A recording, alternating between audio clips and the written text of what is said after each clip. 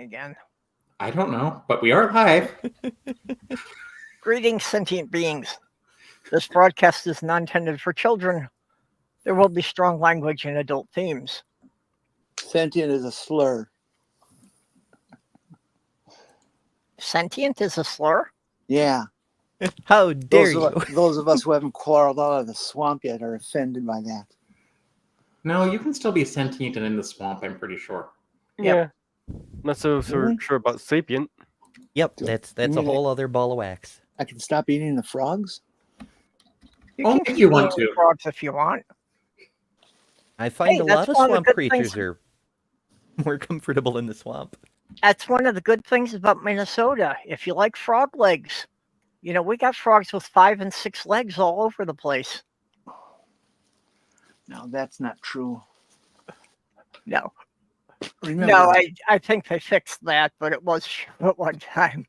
Remember, the brown shirts are listening, and anytime we say something negative, even if it's in jest, they will twist it and make it supposedly true. And yeah, fuck with it. Can't give them any material whatsoever. Oh, but they did so well on that boxer.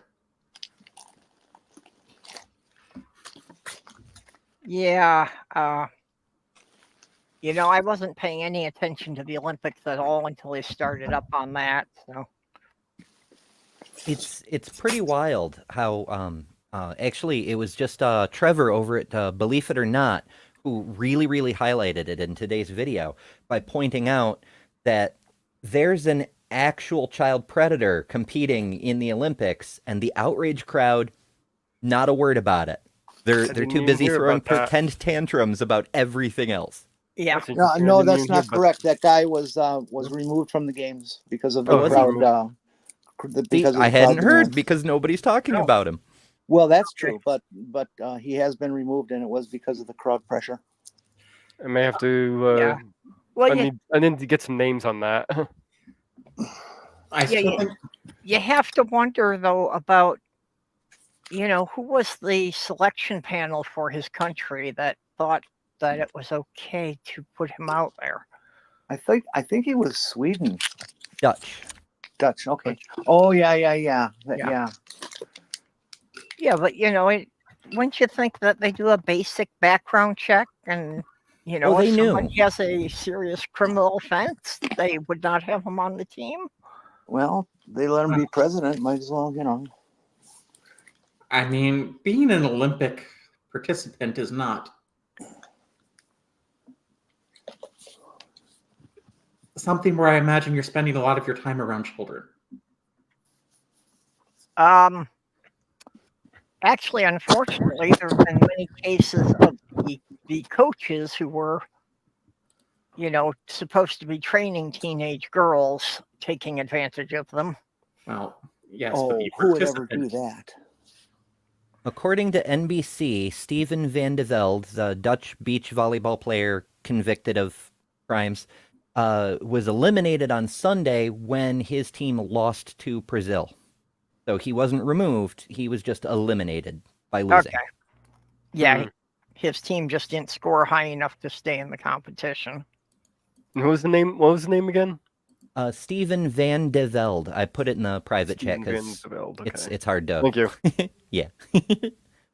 Well, I think we should be pissed at Olympics and write them nasty letters. I don't know what that would do. Nah.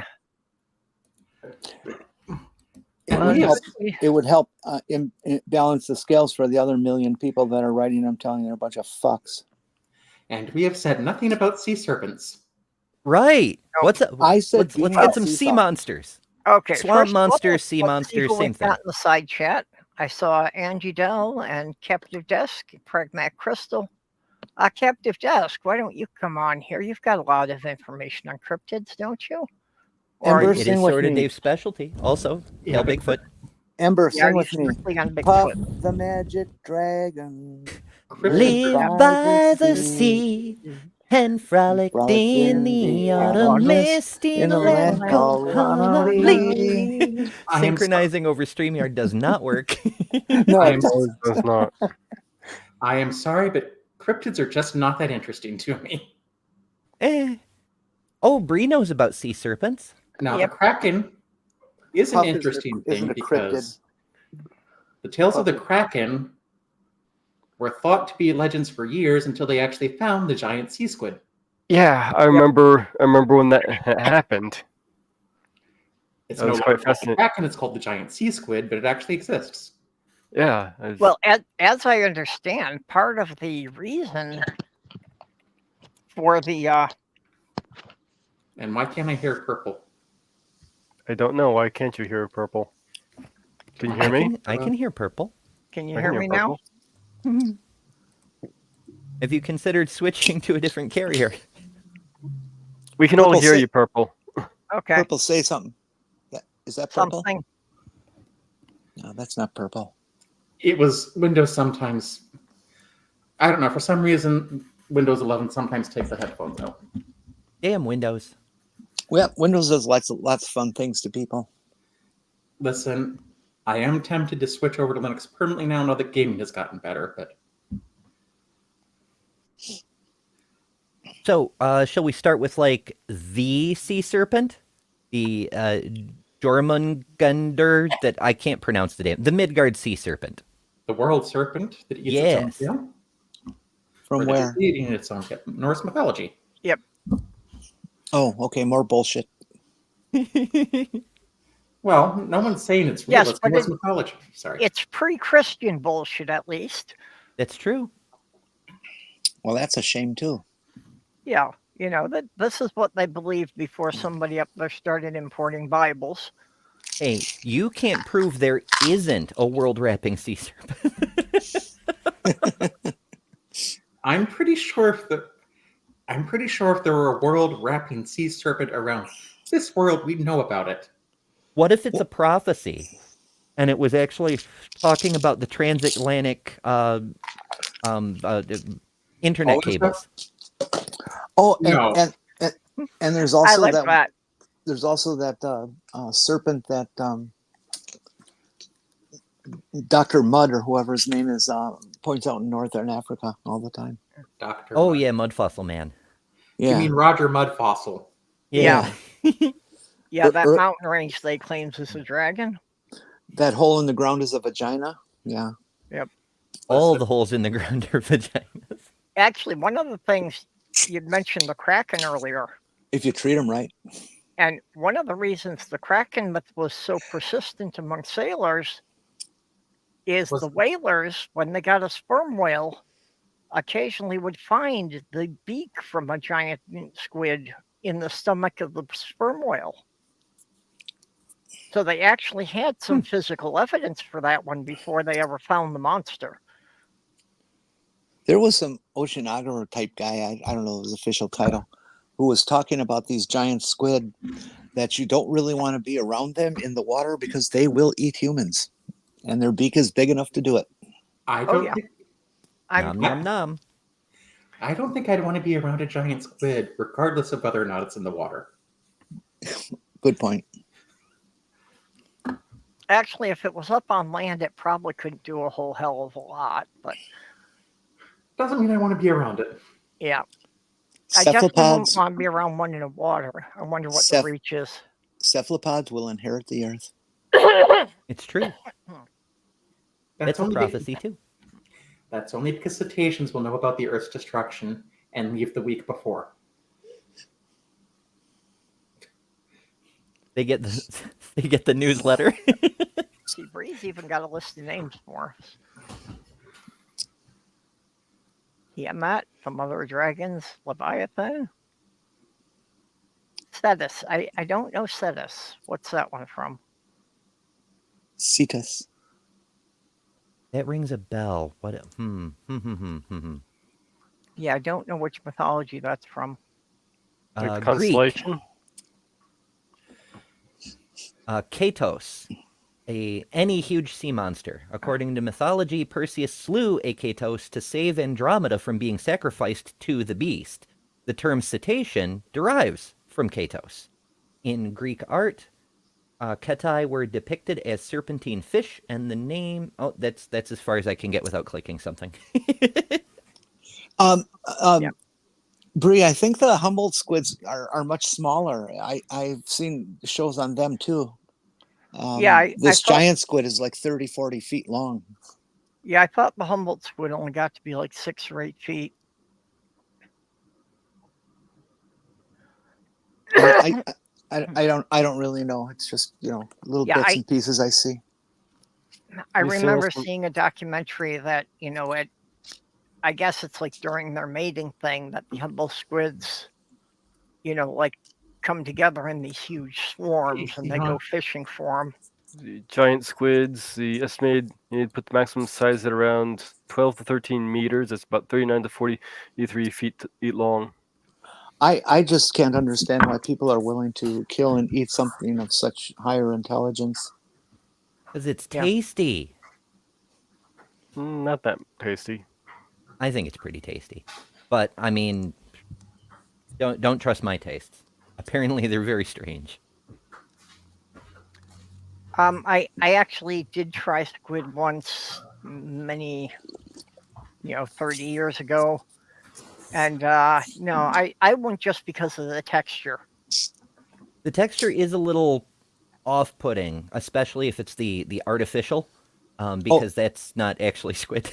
No, these are real ones. The pig rectum? Uh-huh. But the real stuff, my goodness, I literally cannot stop. I will eat until I'm sick. I cannot control myself around calamari. No, not for me. Yeah, no, I just won't eat creatures that are that intelligent. I'd never eat a monkey or a ape. I'm having serious doubts about cows these days. That's So- fair. So you'd have no problem eating MAGA? Yeah, I'd eat one of them. Have to cook it awful long. Yeah. Get off the disease out. I was gonna say if it really, came to it in an apocalyptic situation, I wouldn't. I'd probably go after a couple of my neighbors first because I think they could be Hold on. cows. Stop. Okay, Tim Walls is taking the podium. Do you want to listen to it? No, not really. No, What? I'll catch it later. Okay, I'll be quiet now. I'm sure the best stuff will be clipped later. That's usually true, yes. Although I will say that when Kamala did her first big rally in Atlanta, the whole thing was worth watching. Yep. Well, the rally part. The after show was a little dry.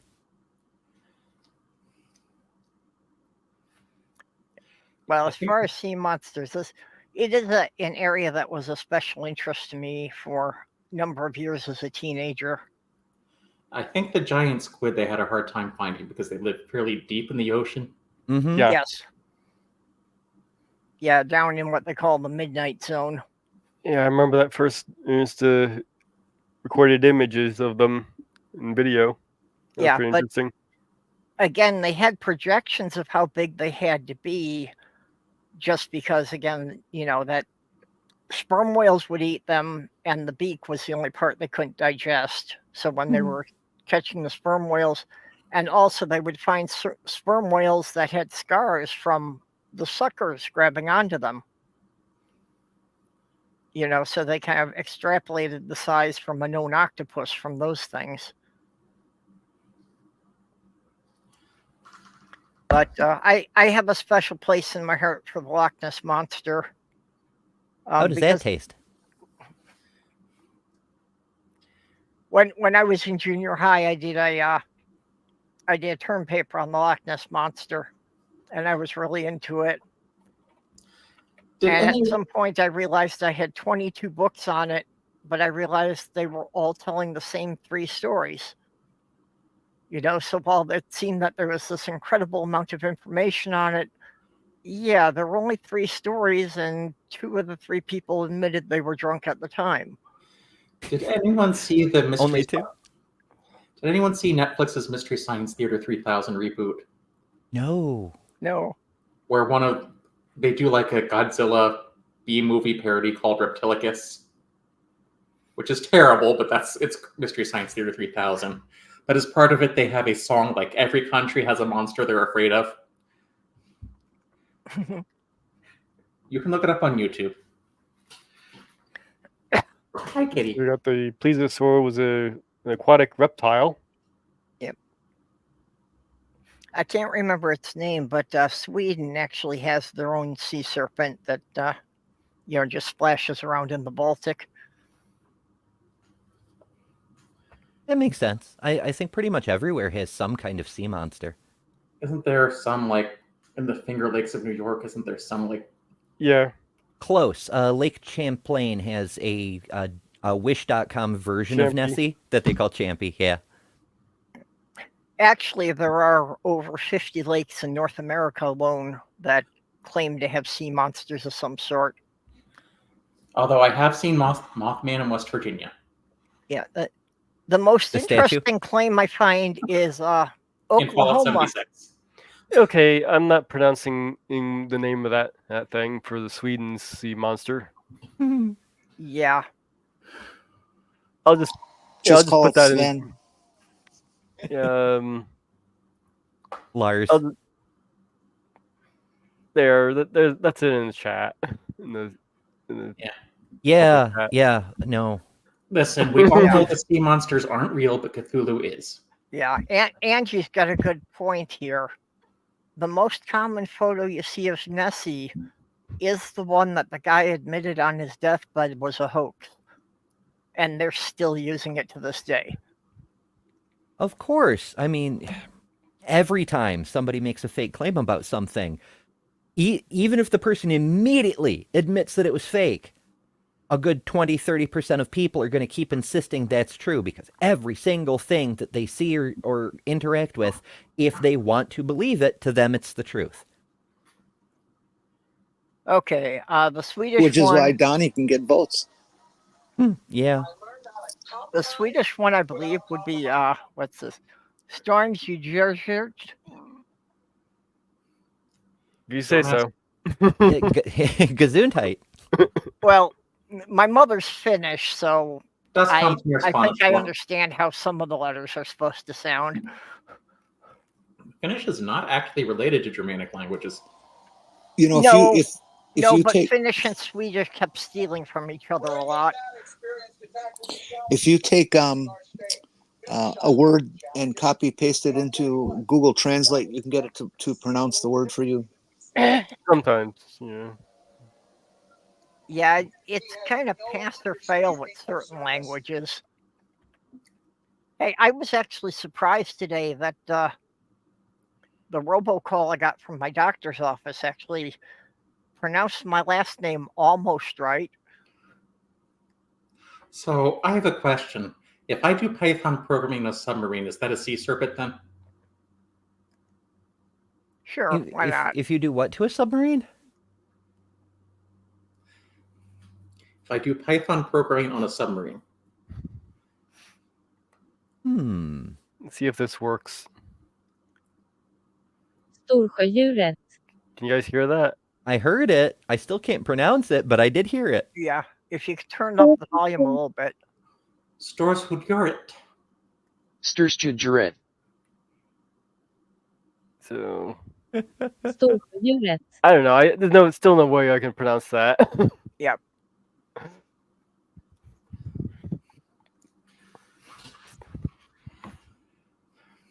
But yeah, that's the Loch Ness Monster primed me for being more skeptical about the Bible. And if you need a candidate to support in J.D. Vance, and not J.D. Vance, Donald Trump and Kamala aren't doing it for you, there is Cthulhu for America. It's true. I picked the lesser evil when you can pick the greater evil. That's right. Cthulhu saves in case he gets hungry later.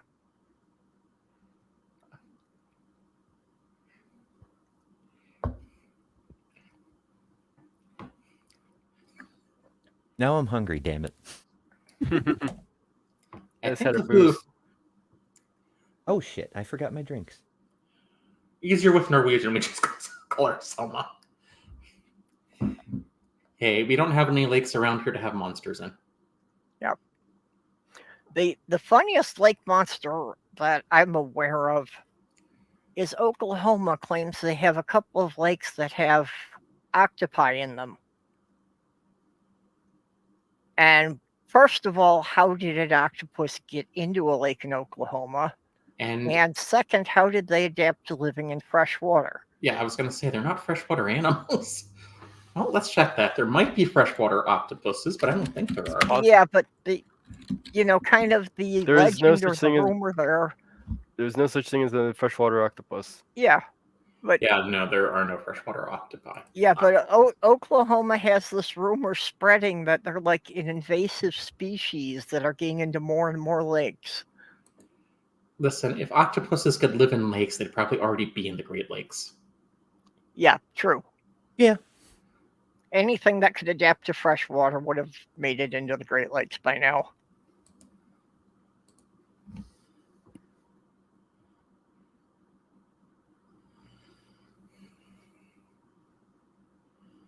And that one thing that's between Lake Erie and Lake Huron.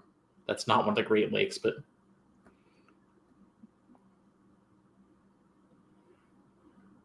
Oof. Octopuses explode in fresh water. Oh. that doesn't. Well, it'd make it difficult for them to live. Really? That's what slugs do when you put them in salt. Well, unless I'm mistaken, let me just double check here. There are freshwater sharks. Bull sharks have been known to adapt to fresh water. And there are some freshwater dolphin species. The Yeah, Amazon there's some dolphin. in Amazon. Yeah, If Yeah. there was a Louisiana swamp octopus. Listen, my main problem with Louisiana is that they've exported some Cajun cooks up here that they, should be replaced by Pennsylvania Dutch cooks. there is a swamp creature in Louisiana. It's called Senator Kennedy, or is it Representative? Like That how- asshole down there. Now I kind of wonder what kind of mutations would be required for an octopus to be able to adapt to fresh water. Yeah, the thing about them exploding, I kind of get, because there is something different about the surface tension of the individual cells between freshwater and saltwater animals. I don't think it's surface tension. I think that's more to do with how they It's- handle salt. Exactly. Yeah. It's osmotic pressure. Their cells overinflate until they burst. Assuming you can trust my 5-second Google search. Well, I trust Google search more than I trust its damn stupid AI assistant. I Well, didn't looking ask at- for that. I didn't want it. Okay. Bree says that there are dolphins in the Amazon, the Mekong, and the Ganges rivers. Well, I knew about the Amazon. Ink dolphins. Yeah, I think the dolphins in the Oh, Amazon. yes. Yeah, in the Pink Amazon River, dolphins. they're pink. They're neat looking. They're very pretty. You should look up some pictures of them. I Yeah, think we they should. look almost like albinos. I I think think they're we also should blind. re-engineer their DNA so that they're half pink, half blue. I don't think it's that Kennedy, but it might be. No, And yeah, honest- no, not that one. And honestly, that was one of the least strange admissions of this election year. Oh, and Yeah. speaking of dolphin porn, how's JD Vance doing? He's kind of couching the whole situation. Well, Oh, one of those no. things was true, the other one wasn't. So you want to actually find a real one? There's I mean- some fake pink dolphin Yeah, pictures but- here. There's a lot Okay. of fakes, yeah. If you found somebody who hadn't seen the news in the last month and you told them this candidate either had sex with a couch or sex with a dolphin, which one do you think is true? What do you think the reaction would be? He looked up dolphin porn. The reason Oh, he yeah. was caught is he forgot to take. Is the words that he was searching for were still bolded. Yeah. Well, I mean, the couch thing is his own fault because I guess he misspoke or something, but it was his own words that got taken and No, made that was into made- that meme. That was made up. He never said that. But I think it's wonderful that we know it's not true, or strongly believe it's not true, but it's still going to be a joke for the rest of his life. I think Mhm. that one's real. That's Yeah, an that's- Amazon dolphin. Wonder what they taste like.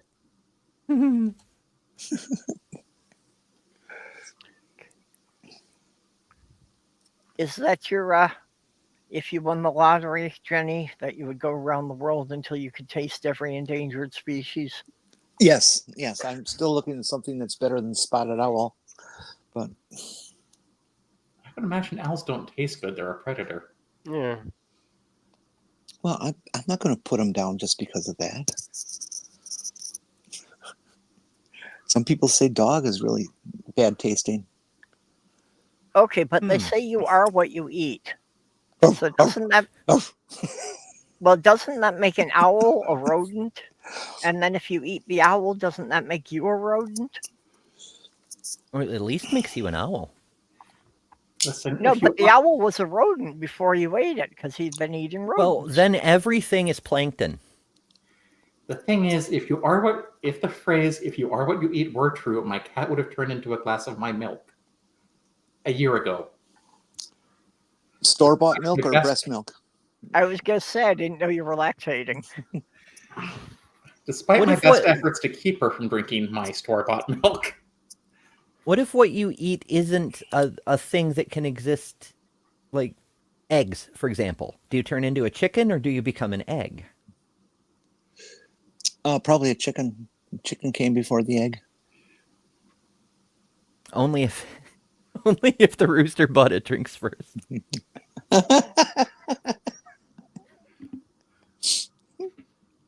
Well, Damn it, Ember. why does the Easter Bunny hide eggs? I don't know. Would you want anybody to know you'd been fucking chickens? Oh no. No, I guess I wouldn't. Turkeys. Well, never mind. Skyrim, a game everyone told me I'd never be done with, and I got bored with in like 10 after 10 hours.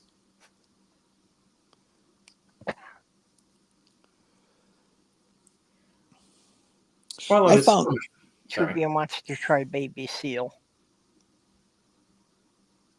I haven't tried seal. I'll have to get on that. Go ahead, Jenny.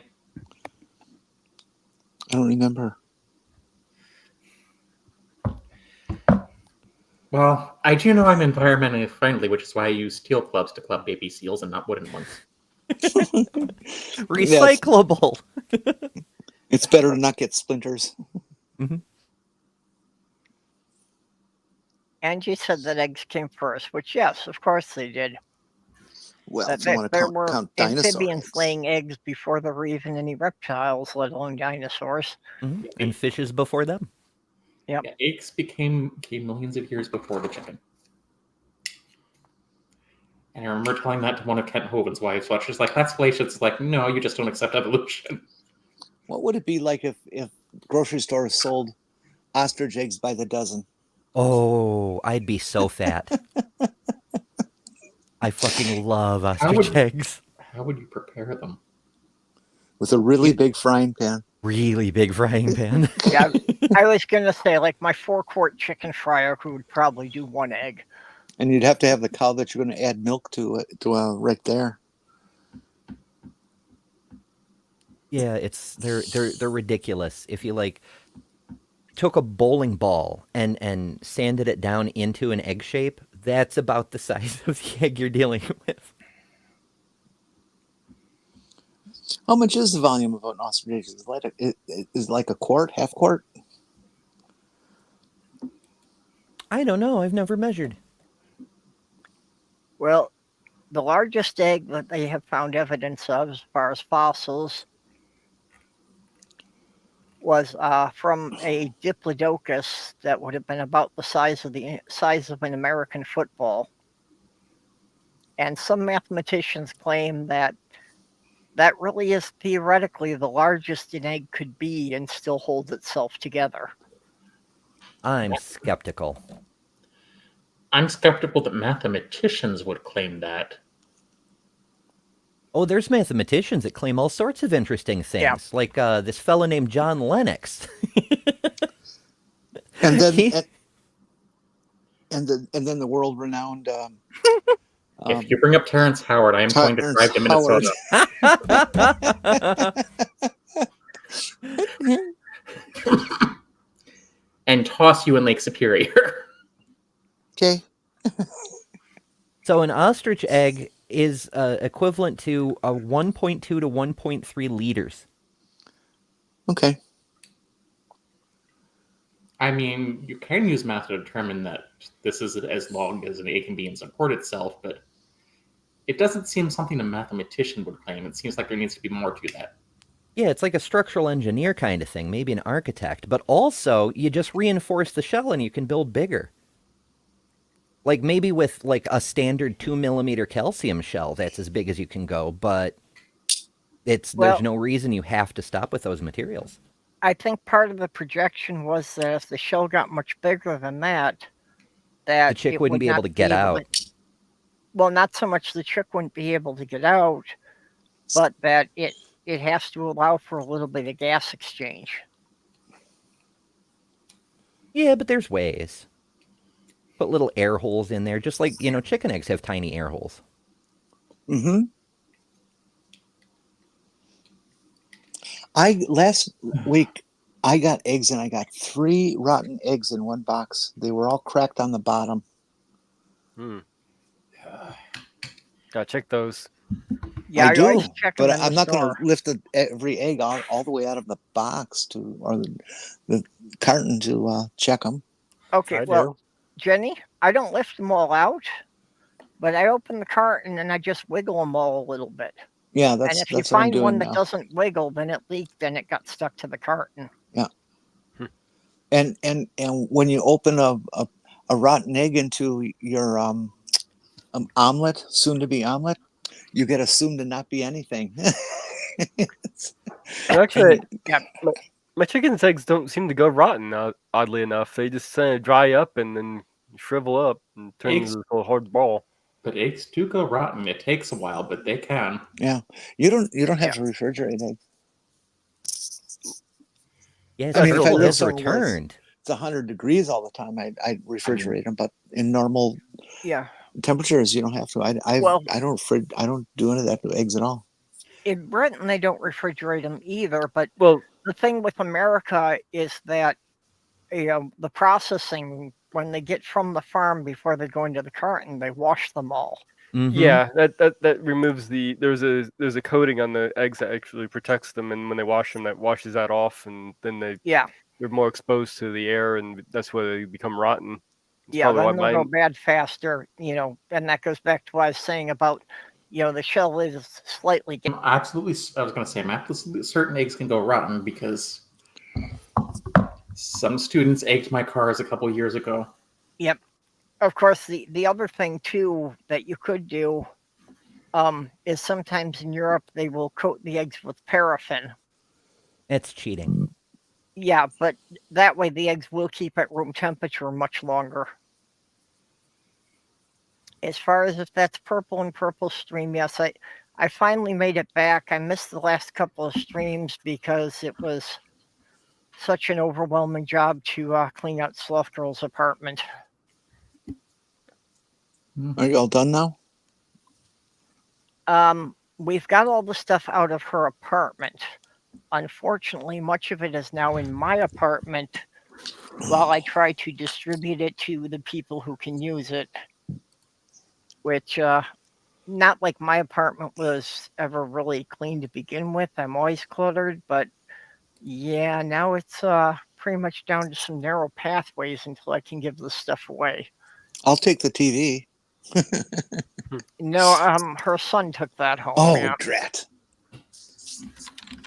My fucking brothers, when my dad died, we of course broke down the house and everything, and my 2 brothers argued with each other which one of them is going to get the TV to add to their 4 each already.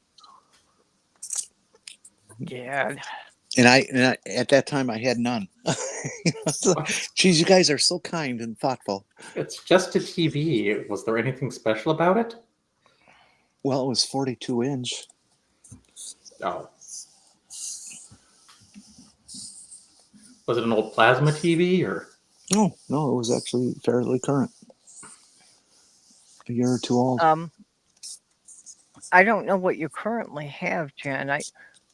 I do have an extra one. It's only like a 32-inch, but I do have. Don't worry about it. I'm fine with what I got. It's okay. They called it a 22-inch, and it's 16:9 format, and that's good enough. Okay. As long as you can get Netflix. Yep. Well, plasma's it's not a smart TV. It does nothing. That's good. It's a dumb TV. Mm-hmm. That means the government can't use it to spy on you. You can still get Netflix on it if you're determined. And it's been running basically 24/7 for about a year and a half or 2 years now. Yep. And it's 8 years old. Well, no, wait. 8, 9 years old. Yeah. If you get that laptop computer and you could piggyback off of your neighbor's Wi-Fi, you could get Netflix through the TV that way. Yeah, you need to give me your address. Yeah, that's right. I keep forgetting that. I will do that today. In fact, I'll break away and I'll do it right now. Okay. Yeah, I had gotten myself a Roku TV about a year or so ago. It's been pretty nice. Just so you know, it's probably going to come with Linux on it, just to have the Windows wipe. But I'm sure someone can help you install Windows. Yeah, I have to get a different address. Well, unless you can ship it, can you ship it UPS? I'll be glad to pay for whatever that costs. I mean, it's probably going to be expensive anyway because it's a laptop. But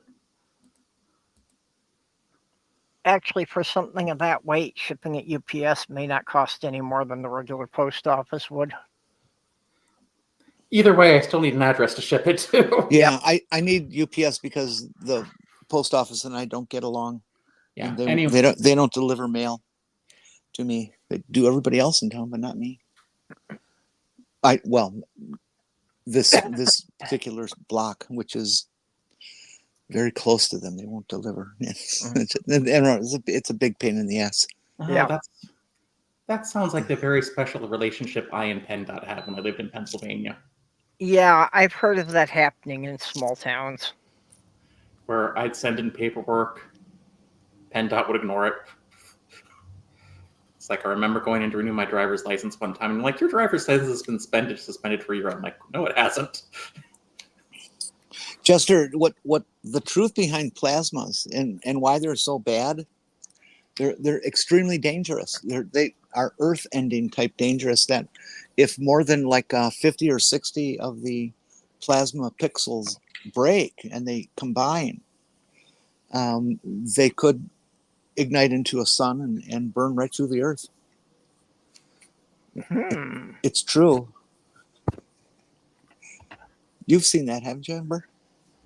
I think it takes more to start nuclear fusion. Oh, no, don't. Right. Now, see, here I was thinking she had come up with a potential power source that I could get my shuttle off the ground. Sorry. Well, maybe if you... God damn you, Jenny. Maybe if you use Terrence Howard's math. It'd end up in China. I had someone comment. Still getting the occasional comment defending him, and it's like, colonialist math has held us back. I'm like, pretty sure what you meant to say is academia privileges white, cisgender, heterosexual men. Rich ones. Don't forget the class warfare. Yeah, academia is not so much rich. Well, I mean, Middle to class, get into yes. it, you kind of have to be, yeah. Yeah. Yeah, my family certainly couldn't afford to send me to college. I have this flashlight. It's a tube about 4 AA batteries long and a little thicker than that because it's aluminum, machined nicely. And Hey, the light is a strip LED on the side as opposed to a cone like we're used to. And it's all sealed up. You can get it wet and things. Oh my! I want to know how the little itty bitty fruit fly got in there. They're talented. Fruit flies can get anywhere. I mean, there's no openings. In fact, I'm pretty sure the only reason I haven't seen a lot of fruit flies around in the past couple of years has a tortoiseshell pattern. Oh yeah. Same here. If they show up, they don't last long in my apartment. No, I keep spiders just because I hate fruit flies. Those I have fuckers to deal will with fly them. right up your damn nose. I hate Yeah, it. I know. I have to deal with them all the time around here. I bet they're like 2 pound kind of flies, aren't they? 3, but Okay. Oh, those must be the males. Actually, the females tend to be larger. Actually, so Oh yeah. yeah. The marine iguanas of those islands are 3 to 4 times the weight of the female, and they can get up to like 30 pounds. The marine iguanas of those islands. What is those islands? Galapagos. I think she means the Galapagos. Yeah. It's the only place they exist. It's not uncommon for females to be larger than the males in many species. Yeah, eagles, absolutely. Yep. And women, if you're in Minnesota, that the women are always bigger than the males. Yeah, I've got the height, but not the mass for that. Yeah. Listen, I'm kind of hoping I don't have to move to any place close to Canada. Well, we'll see how it goes in November. Well, even with Biden, most of the election runs were still going to Biden and not to Trump. But people still need to get out and... Yeah. not Well, be and that's I think Waltz especially, will actually get some people further to the left excited enough to go out and vote when they probably would have sat home otherwise. Well, I hope so. Absolutely. I really feel a really heavy-duty surge with all this. Just the attitude of people. I see people walking around smiling again. Yeah. Well, no one was... Even though it was Trump and Biden, no one was that excited about Biden. Right. Yeah. Everybody was just saying that, yeah, I'll vote for Biden because we can't have Trump. That was about it. Mm-hmm. But, nobody was really wanting to go out and vote. They were just like, well, if we don't do this, things will get worse. Well, to give you an idea, RFK was polling as high as around 20% at one point, and since Harris has stepped in, and he's down to 5%. Yeah, but RFK isn't taking from Biden's voters. But all the other third-party candidates dropped to 0. The thing with Trump voters. Yeah. The thing with RFK that nobody can really bear his presence.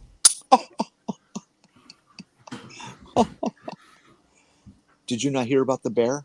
Yes, I heard about the bear. Oh, okay. Oh no, I did not hear about the bear. Oh God, it's a not wonderful tell that story. This isn't just a reference to the bear or the man in the woods, then? About 10 years ago, No, I don't know why or where, but he was driving along some road and found a bear cub dead on the road. In Central Park. No, that elsewhere. Comes later. The Central Park thing comes later. He put the thing in his trunk, brought it to New York City, and left it in Central Park, and found a bicycle there somewhere and put that on top of the bear, so it looked like the bicycle hit and killed the bear. Yeah. And this has been a secret of his own for 10 years, and he said it was true. He was sitting there talking to Roseanne. Yeah. And Roseanne's... And he was playing so on. It was just a prank he did. Originally he was planning on actually eating the bear. Oh, is that true? Yeah, he was planning on eating the bear. That's why he took it originally, and they decided to do the whole prank thing. Oh, okay. I mean, people collect their deer that they hit sometimes and take them home and eat it. There's no big deal. Yeah, my grandma cooked roadkill all the time. Her rule was if she saw it as she was going into town, she couldn't tell how long it was there. But if she saw one as she was coming back home that wasn't there when she was heading in, that meant it was no more than 4 hours old, so then she could take it.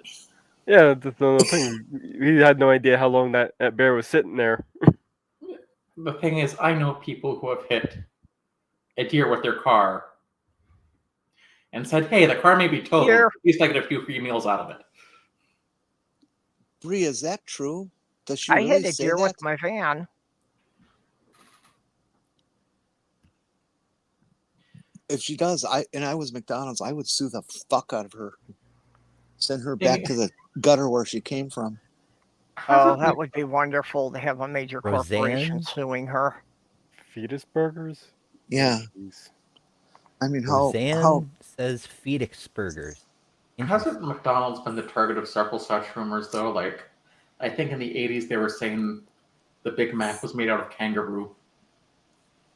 well, that's okay. Kangaroo is eaten. I actually have had kangaroo jerky. It's not bad. Me too. Yeah, it just wasn't true.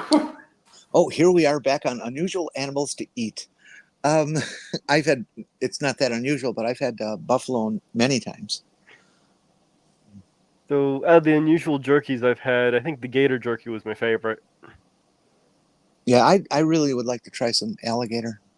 It's good. Oh yeah, it's chicken adjacent. I mean, everybody says everything tastes like chicken. It's not the same, but it is in the neighborhood. Chicken steak. Is I its have texture actually- like more like beef or more like chicken?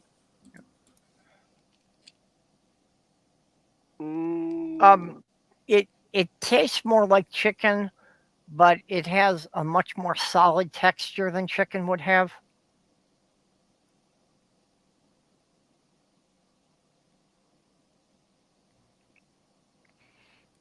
Yeah, I've had alligator and rattlesnake.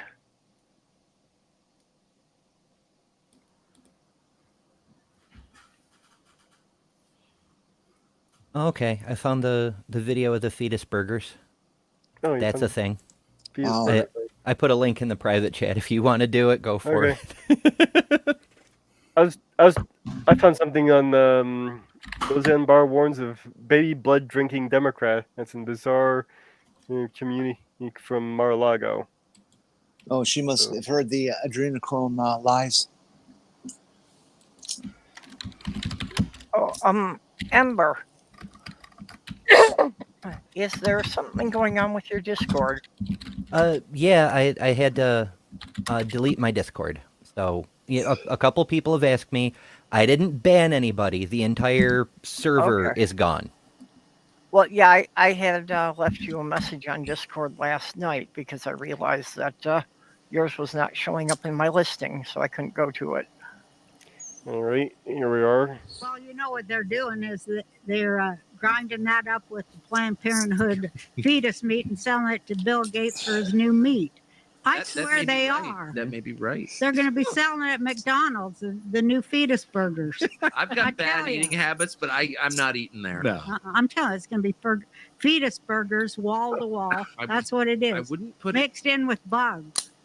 All right. Well, you know what they're doing is. All right, stop. I don't need to hear more Roseanne. Didn't mean to hit it again. Yeah. Their new slogan is "No fetus can beat us." That didn't sound like they were she was saying they have fetus burgers. It sounds like she's engaged in conspiracy theories. And I don't get why people need to make up new reasons to hate Bill Gates. Yeah, I don't understand how Bill Gates tied into the fetus burgers. And she's just a brainworm conspiracy head these days. Like, everything is connected to everything else. It's just... But there are plenty of valid reasons to hate Bill Gates in his actual history. You don't need to make new ones up. There's a meme that goes around that America so badly needs to learn, memorize, live by, and extricate those who don't. And it kind of goes, to paraphrase, stop putting stupid people on a pedestal, something along those lines. You know, it's so true. We just let so many stupid people in. And if somebody wants to call me biased for saying stupid people, go ahead. Because everything they fucking do is stupid as a goddamn rock. We need to stop denigrating education for one. We need to stop denigrating the press. Yep. Yeah. Well, There's a reason. one of the problems that I think is, just kind of an offshoot of our capitalist system is that we consider anybody who's got money has beat the system. So that's why rich people become idols no matter how much of an asshole they are. Yeah. Well, speaking about denigrating the education system, here's Roseanne again.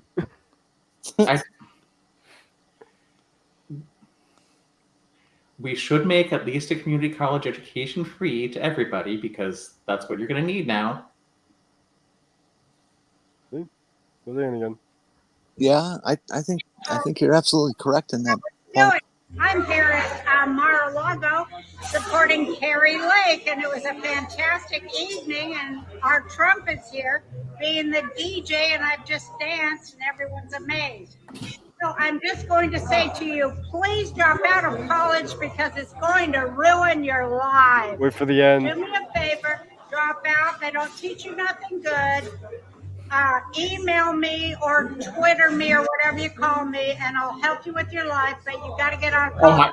It isn't nothing but devil worshiping, baby blood drinking Democrat donors. Love ya. Yes, because the first thing I learned in my computer science class was how to drink baby's blood. Right. What a fucking insane idiot. But I think we need to cleanse it palate cleanser after that. So yeah, actually, one of the cool things here is the tech school here.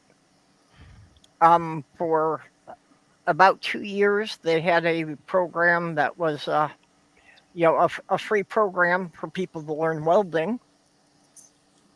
And I guess they've wrapped that one up, but they've replaced it now with a free program for building maintenance. So that they're actually offering things that can get you into a trade. I think Indiana, since the COVID pandemic, has let adults, even if they have a degree, go back and get a certificate. Because I did that after completing my associates in IT. Yeah. To make my bachelor's cheaper. Yeah, well, that's what it is here. It isn't really a degree, but you can get a certificate in a trade.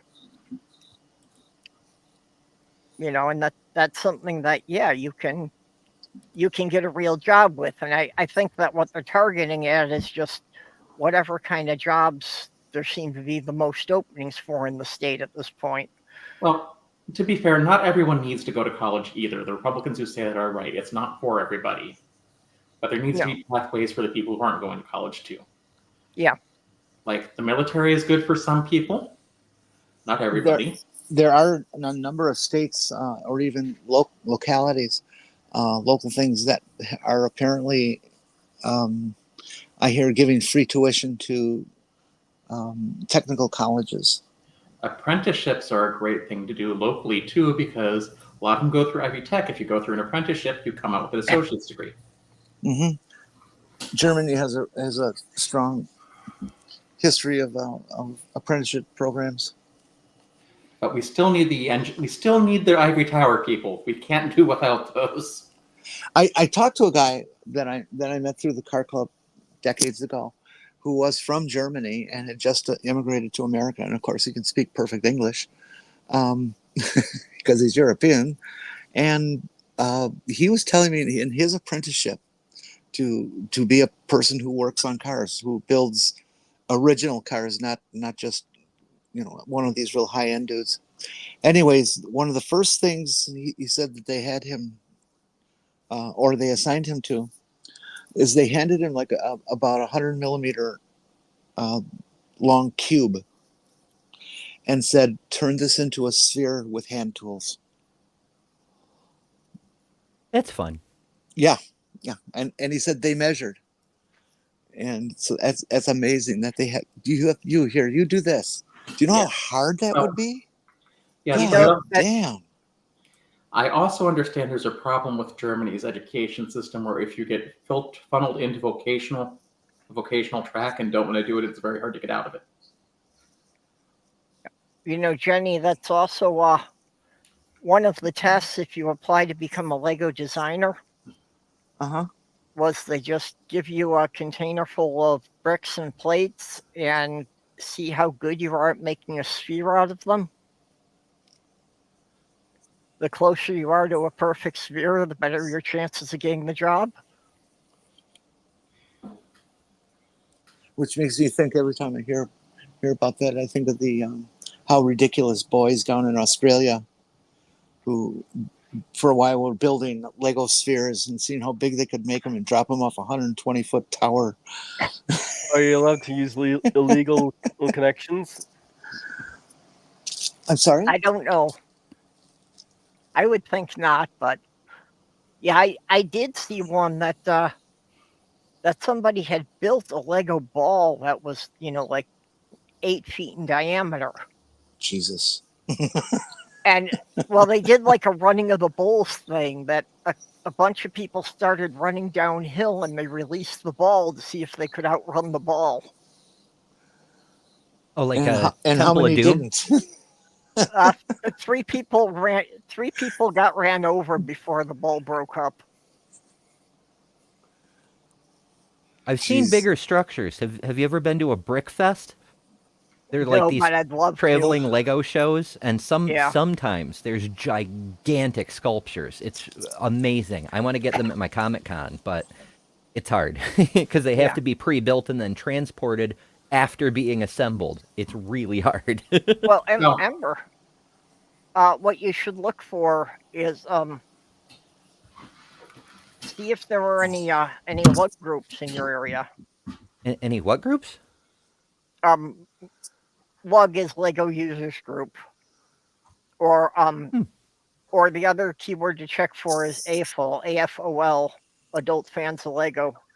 And see if there are some local clubs that might want to, come and display their stuff there.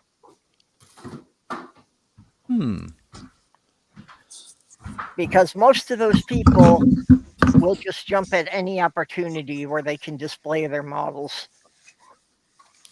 Speaking of cons, I went to one recently. I think I may have heard that rumor. And this is what I got from it. I have not been to one since before COVID, but Con of the North, which is the actually one that I helped start 30 some years ago. And it's still running in Minneapolis. I'm looking at that and seeing they just opened the registration, and it's mostly a question of, can I afford a hotel for the weekend to go to it? Honestly, it's only about an hour drive away. I just know that after, all day at the con trying to drive home, I might not be very alert. So an hour each way sounds like a bit much. And especially going through the high intensity deer areas that we would be going through. Oh, no, it's not going to be high intensity deer areas because it's pretty much Interstate 94 straight through. Oh, yeah? Oh, okay. On the other hand, yeah. I'm visualizing the wrong direction. Sorry. Yeah, I'm northwest of Minneapolis. Despite having only a 4-day pass to Gen Con, I only went for 1 day because I had a job interview to go to. Oh, sorry you didn't get more out of it. For a job I didn't get, but... Yeah. I am annoyed with Ember that I did not know about her convention when I was living in Syracuse, New York for 5 years. That was a short drive. It wasn't around then. I only started it in 2021. Well, we were supposed to start in 20. Well, we were planning in 2019. We were gonna do the inaugural con in 2020, and then the plague happened. Well, you should have started it in 2008 when I got there. Purple, if it makes you feel any better, Indiana almost lost Gen Con.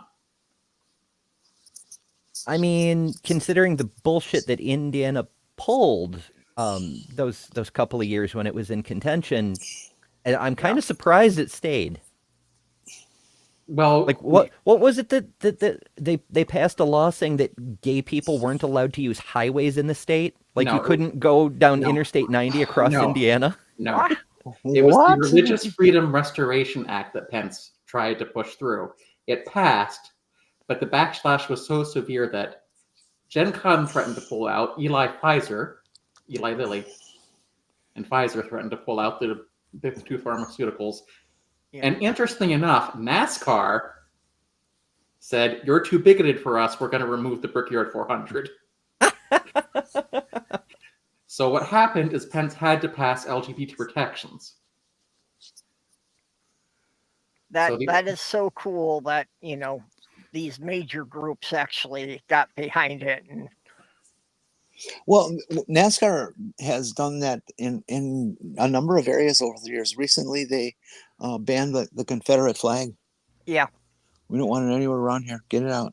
Yeah, and that made a big issue when they said they couldn't have the Confederate flag on the cars. Or Georgia in the and audience. Alabama had shit fits about it. Or in the audience, or on your T-shirt, or your hat, or whatever. Yeah. I think that's a great thing to do. I'm surprised no one brought up that's not the Confederate flag. It's the battle flag of the Army of Virginia. Yeah. Details. It's what everybody else knows it by. Yeah. I try to use street vernacular. But if anybody can make it up to Minnesota, Con of the North is always President's Day weekend. Hey, did our chat disappear? We haven't seen a chat in like over 10 minutes. Well, the last one is 352, so it could have been. Scared him off by talking about Legos, I guess? Yeah, nobody else has been saying anything for a bit. Well, maybe it was the new edition of Cyberpunk. Come on, you guys. Get in there. Tell us how stupid we are. Well, and me anyway. But I think I'm probably going to be able, like I say, it's a matter of coming up with money for the hotel room for the weekend. But I really want to be doing the Con of the North in this coming February. Or maybe one of us threatened to throw Jen into Lake Superior.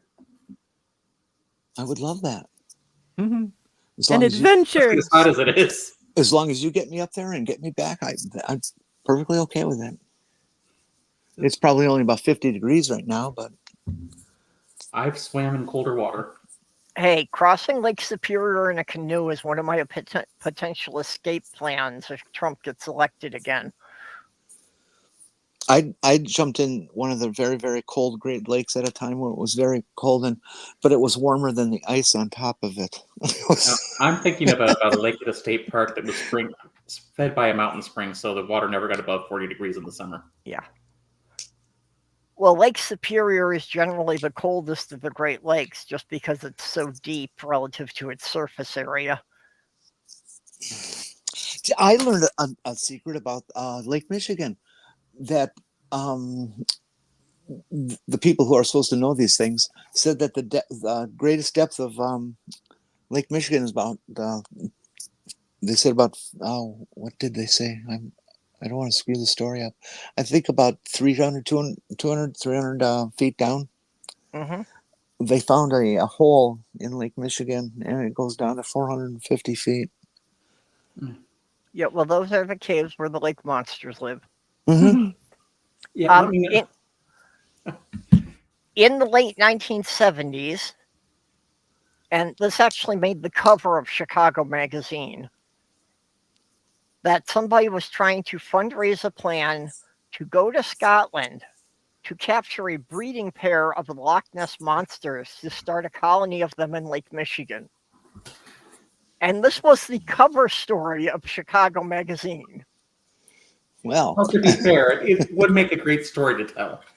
Well, it would certainly give them a tourist attraction, yes. It's like, here they like to push Larry Bird because he played at the university. And I'm getting a little sick of it.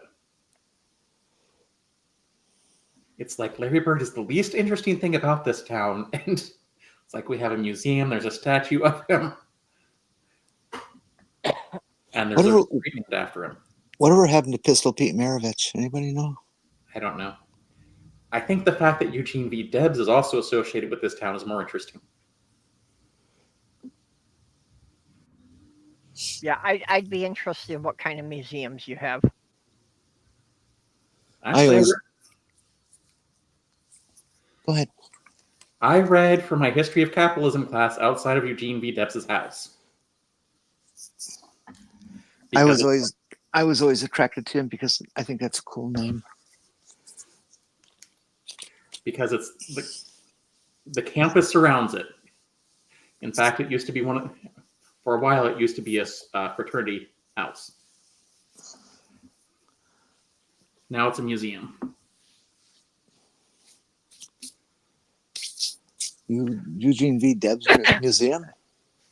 It's the Eugene V. Debs house.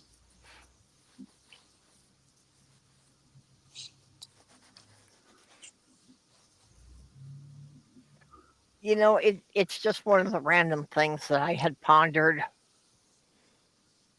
back when I was living in St. Paul, was that, you know, if I actually became a famous author, would they have done some kind of preservation, you know, to show that this was the house I had lived in type thing?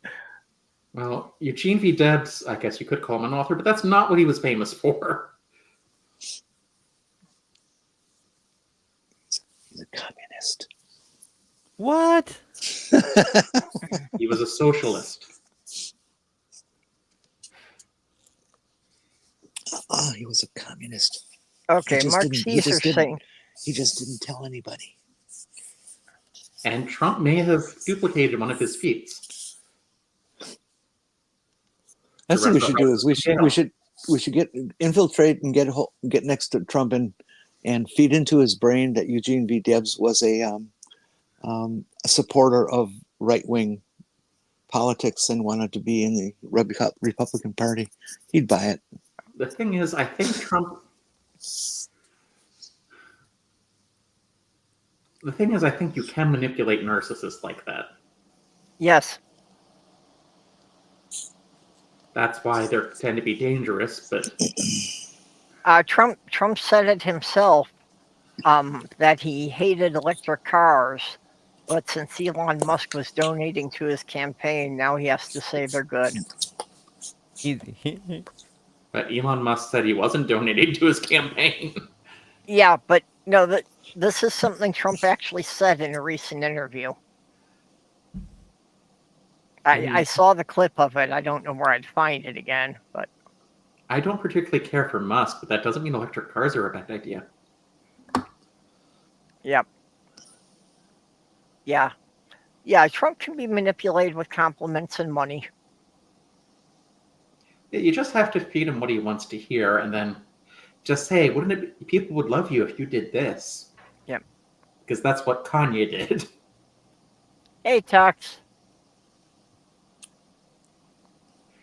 But it's not a game I would personally like to play because I don't. I think a lot of what went on when Trump was president was that he did something mind-bogglingly stupid and people were outraged about it. And his daughter went in there and said, "Daddy, this makes me sad." So then he reversed it.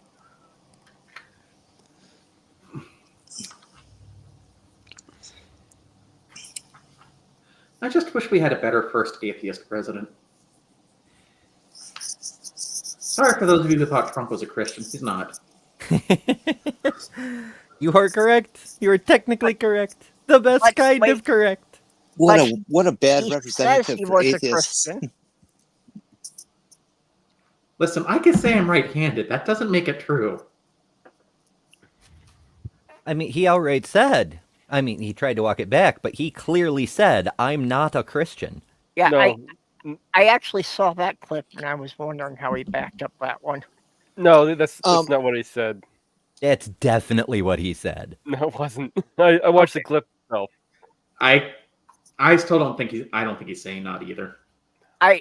It seemed a strange thing for him to say. What did you get from it, Mage?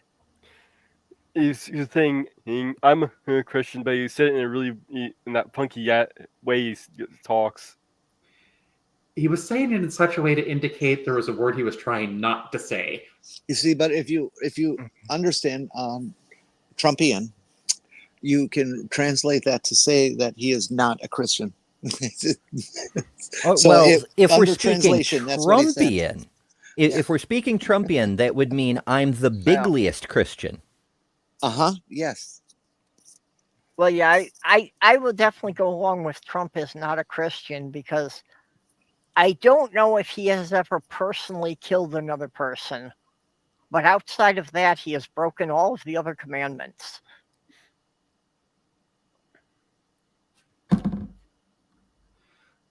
I'm sure there are some commandments he hasn't broken.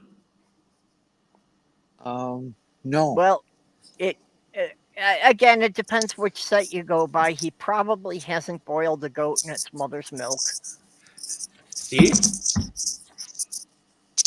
I mean, I don't know anyone who does that, but... Well, I'm just saying that he hasn't done that just because I can't imagine he's ever cooked anything himself. Well, that's fair.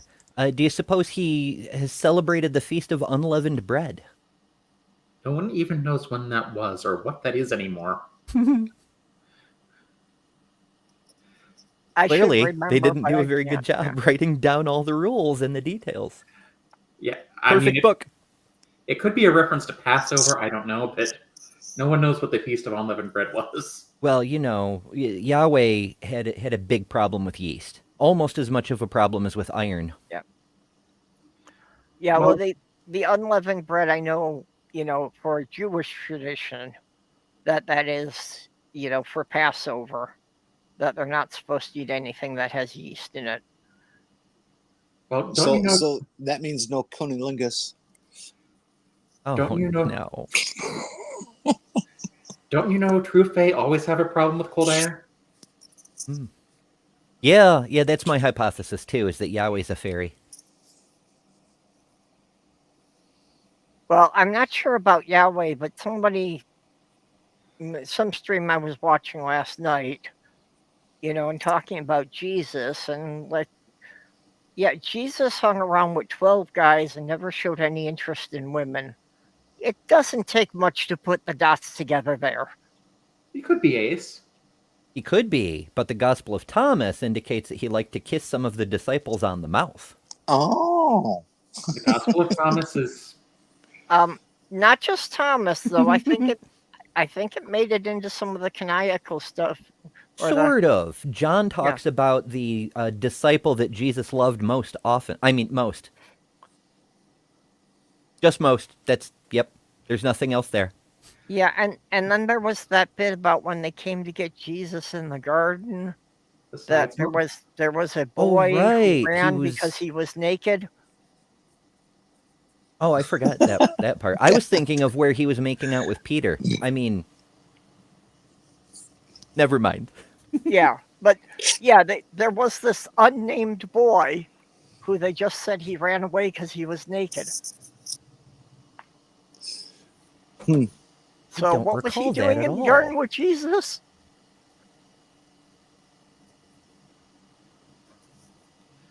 God damn it, I can't spell Gethsemane. I'm pretty sure the only apostle or the only figure in the New Testament that most people consider to be asexual is Paul. Well, Christianity actually should probably be called Paulity. Pauline Christianity, yes. To distinguish it from the people who actually followed Jesus, who were just heretical Jews. They were just Jews with some heresies. But most of the New Testament is either based on Paul's writings or, you know, somehow contingent to that. Or the forgeries pretending to be Paul's writings, but never mind that. Hey.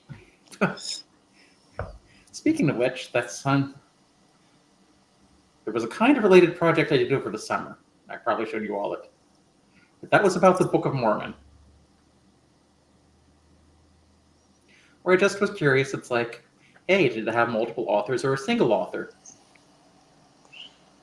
The Book of Mormon was supposedly all written by the same Joseph Smith. No, not according to Mormons. Oh, no? Not according to Mormons. Well, then they need to get their story straight. Yeah, okay. Joseph didn't write any of it. He translated. The Book of Mormon. Yeah. However, the results was it Brigham Young? Brigham Young did not translate or write any of the Mormon scriptures. Yeah, he was busy doing other things. Oh, yeah. Yeah, okay. All I knew about was Joseph translating it by looking at the magic tablets in his hat. They had iPads back then?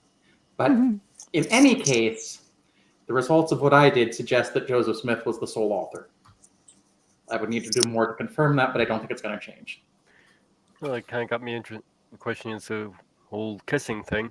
Apparently, the sexual kissing originated in Bronze Age manuscript derived from South Asia, India, tentatively dated to 1500 BC. Yet a substantially corpus of overlooked evidence challenges this premise because lip kissing was documented in ancient Mesopotamia and Egypt, and from at least 2,500. You got muffled. Yeah, you're breaking your mate. It's hard to understand you. What did you miss? Something's wrong with your mic, as far as I can tell. Testing. Okay, now you sound good, but when you were reading, it was like dropping out words. That's weird. Manuscript derived from South Asia, tentatively dated to 1,500 BC. Yet a substantially new corpus of overlooked evidence challenges this premise. It's because lip kissing was documented in ancient Mesopotamia and Egypt from at least 2,500 BC onward. Okay, sorry, I think I got that, but are you actually looking at your screen and speaking away from the mic? Because depending on your mic, that could cause issues. I have a headset. The thing doesn't go, stays at the same Okay. set. Am I still cutting out? No, Okay. Not a as little much. bit, yeah. I mean, it could be like the issues I've been having with my headset, where it just stops going through where Windows just decides it's not going to play sound through it, and I don't know why that is. Maybe the No, settings. Corpus, it wasn't just you. I was hearing the dropout too. No, I'm just saying it could just be something that Windows is doing, and it's not me to fault. Maybe it's to reduce my background noise. I have checked on StreamYards. Yeah, don't use those tools. They're terrible. They make you drop out. That might be it. How's this sound now? You sound good now. Yep. Okay. Hello, everybody. Hello. Dave has appeared to get us back All on the hail Sea Bigfoot. Serpents. Yeah, I was Sea Serpents, and then I premiered a video, and I come back, and it was like really kinky, and I was like, what the heck happened? I don't know what you're talking about. It's been a perfectly normal stream for us. It's true. Well, no, it hasn't been a normal stream for us because we actually stayed on the title topic for more than 10 minutes. We didn't. We didn't even start with the topic. We didn't start with it, but once we got around to talking about the sea serpents, we kept that going for at least, 20 minutes or so. Listen, the only time I've seen you go for more than an hour on any topic, it has to be potatoes. Yep. Potatoes are awesome. Yeah, That's true. As far as I Make know, so many things with them. set the record. Potatoes are an excellent poverty food too, And weapons. Yes. and Almost great as for good as batteries. soup. Oh, Mrs. Desk loves potato soup. I like potato bread. Which reminds me, sometime before the school year starts, I should head up to the Amish stores and get Lebanon bologna. Oh, French fries are one of the best foods that was ever made, ever. It's one of my favorites. And it's a crying shame I got to watch my LDLs and not have as many fries as I would like to because they are delicious. well, have you tried it Bacon? from an air fryer? Yeah, my wife got me an air fryer. That I use that in between, and then I enjoy some real fries now and then. So. Yeah, well, at least with the air fryer, you can have the potatoes without so much oil. It does a fair job, and I found out I can do my shrimps in it, where you wrap the shrimps and put jalapeno cream cheese in there. And one of the problems of doing it in the deep fryer, it trashes the deep fryer. But with the air fryer, it's not so bad. It's not some a disaster to clean up afterwards. Tater tots are one of those foods I actually find better baked than fried. Oh, The air fryer does tots pretty good. We had some last night with a steak. And, crispy on the outside, very hot and soft on the inside. Yeah, it was, all blowing, and everything, trying to eat them. They came out pretty good. Of course, I'm not from the Midwest, so I may not have the same relationship with tater tots that Purple and Jenny do. Well, you probably haven't had tater tot hot dish, have you? Oh yeah, I've had that a whole lots of times. Lena used to make it for us every weekend. I don't know if you had shoe fly pie or scrapple. Oh yeah, scrapple, which is one of those horrid things that I've ever eaten. Yeah, scrapple's one of those Pennsylvania Dutch foods you get people to eat when they don't know what it is. Mm-hmm. Then you tell them what it is after they've eaten it. The person who got me to eat it said it's just like bacon, which is just not true. No. That's a fib. Anytime somebody says that, it's like, no, it is nothing like bacon, other than the fact that it's a pork product. What's it like, cracklins or something? It's souse meat mixed with buckwheat usually. And it's pressed out flat and dimensionally similar to bacon. Got it. Marx's poutine for the win.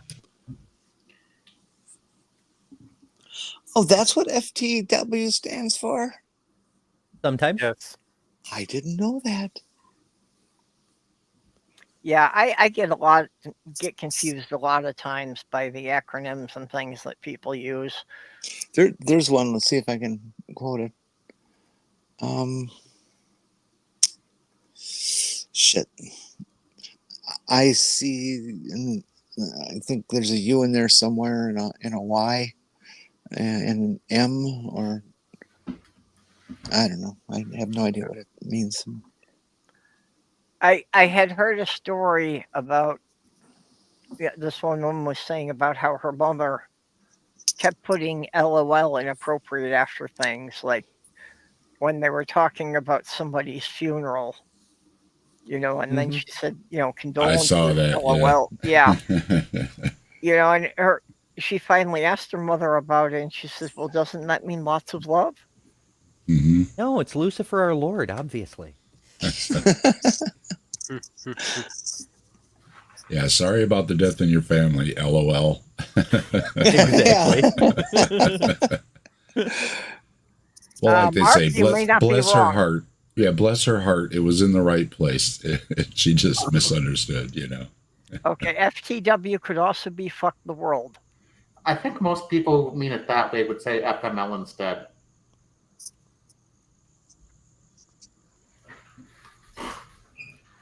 I broke my rule today. I said the F word in a video. How dare! Oh my God! It's the exception. It's the exception that makes the rule on my channel. It was about Jim Bob though, so he had it coming. You'll have to leave now. Who's Jim Bob? An unfortunate pre-sub. Yeah. Is he the one? No, he's not the one that doesn't know the difference between 1 in 10 to the 70th and 1 in 10 to the negative 70th. Yeah, that's Sal Giordano or some shit like that. Is all his math that bad, or is that just the one I caught? More or less, yeah. I mean, he is not an astronaut, so There's actually an instance of that I've been meaning to make a historical video on. What, of not being an astronaut? No, about, when you need to use the negative instead of the positive. When the Coriolis effect went to war, that the Battle of the River Plate, the British gunners could not hit the German ship until one of them finally realized that we're south of the equator. So for the Coriolis effect, we have to use a negative integer instead of a positive integer. And as soon as he realized that, the next 3 shots were dead on target. Well, that's just... Yeah, but it's not quite the same thing. This is like, one is a very tiny number, which is 1 in 10 to the 70th. Yeah. And the other is a very large number, which is 1 in 10 to the negative 70th. He's only off by 140 orders of magnitude by using the wrong one. Because, and I don't know if it was just maybe the slides I saw, or maybe he just didn't catch it, because that's fairly, you just didn't catch it, that's a fairly easy mistake to make. Yeah, it could have been a typo. I'm just glad there's guys like you around that who know know how to do math and stuff, so I don't have to do it anymore. Because I can't. Still think you have to do math. Besides, like I said, I study computer science not because I want to do math, but because I want the computer to get the right answer for me when I do math. No, Mark, I can't imagine Trump making that kind of mistake, because I don't think that Trump could actually, comprehend the whole powers of 10 thing. And it's not even powers of 10s, it's just the laws of exponents. He didn't understand. Yeah, exponents was the word I was looking for, but I couldn't get the word right. Oh, man, you guys are starting to give me a brain bleed. This is hard. My son just came home with a garment bag. He went and picked up his suit. A friend of his is getting married, and he went and got himself a suit. How about that? Fancy. All on his own. I'm going to go get a suit. And it's like, hey, good for you, man. The last time I got a suit was for my sister's wedding. And it was a rented suit with no functional pockets. And yet when things fell apart, I still managed to produce 2 screwdrivers, a utility knife, and a tape measure from it. I think the fanciest thing I bought recently was a gown. Hi, Scummer. That happened to be blue and white. Oh, hey, Jeff. And for some reason contained the university's logo. Yep. Yeah, Robin, lately everybody's talking about our governor. I am very happy about that. And, I really want this to go off really good, because I'd kind of like to see him as the presidential candidate for 2028. That could work. Is he young enough for that? I'm sure he's the same age as Kamala. You mean if Kamala wins? Sorry. Yep. He's the same age as Kamala. Yeah, if she wins and he serves the term as vice president, then if she decides not to run again in 2028, he pretty much becomes the default candidate. Yeah, he's 60 years old. That's fine. I don't see Kamala not running for a second term, though. She has ambition. No. Oh yeah, I expect she will run for a second term unless she has, some kind of health issue or something develop.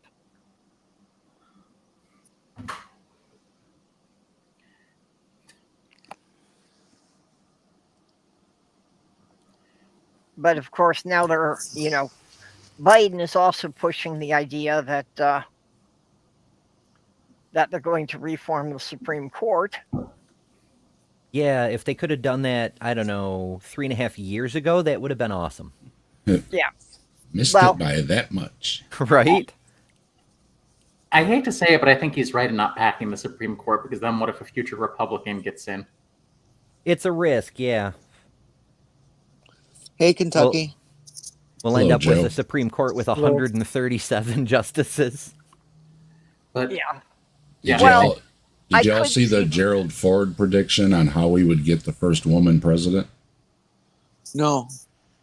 He was asked by a young lady about, growing up to be president. He said, hey, I think that would be great, if you grew up to be president, things you say to the kids, right?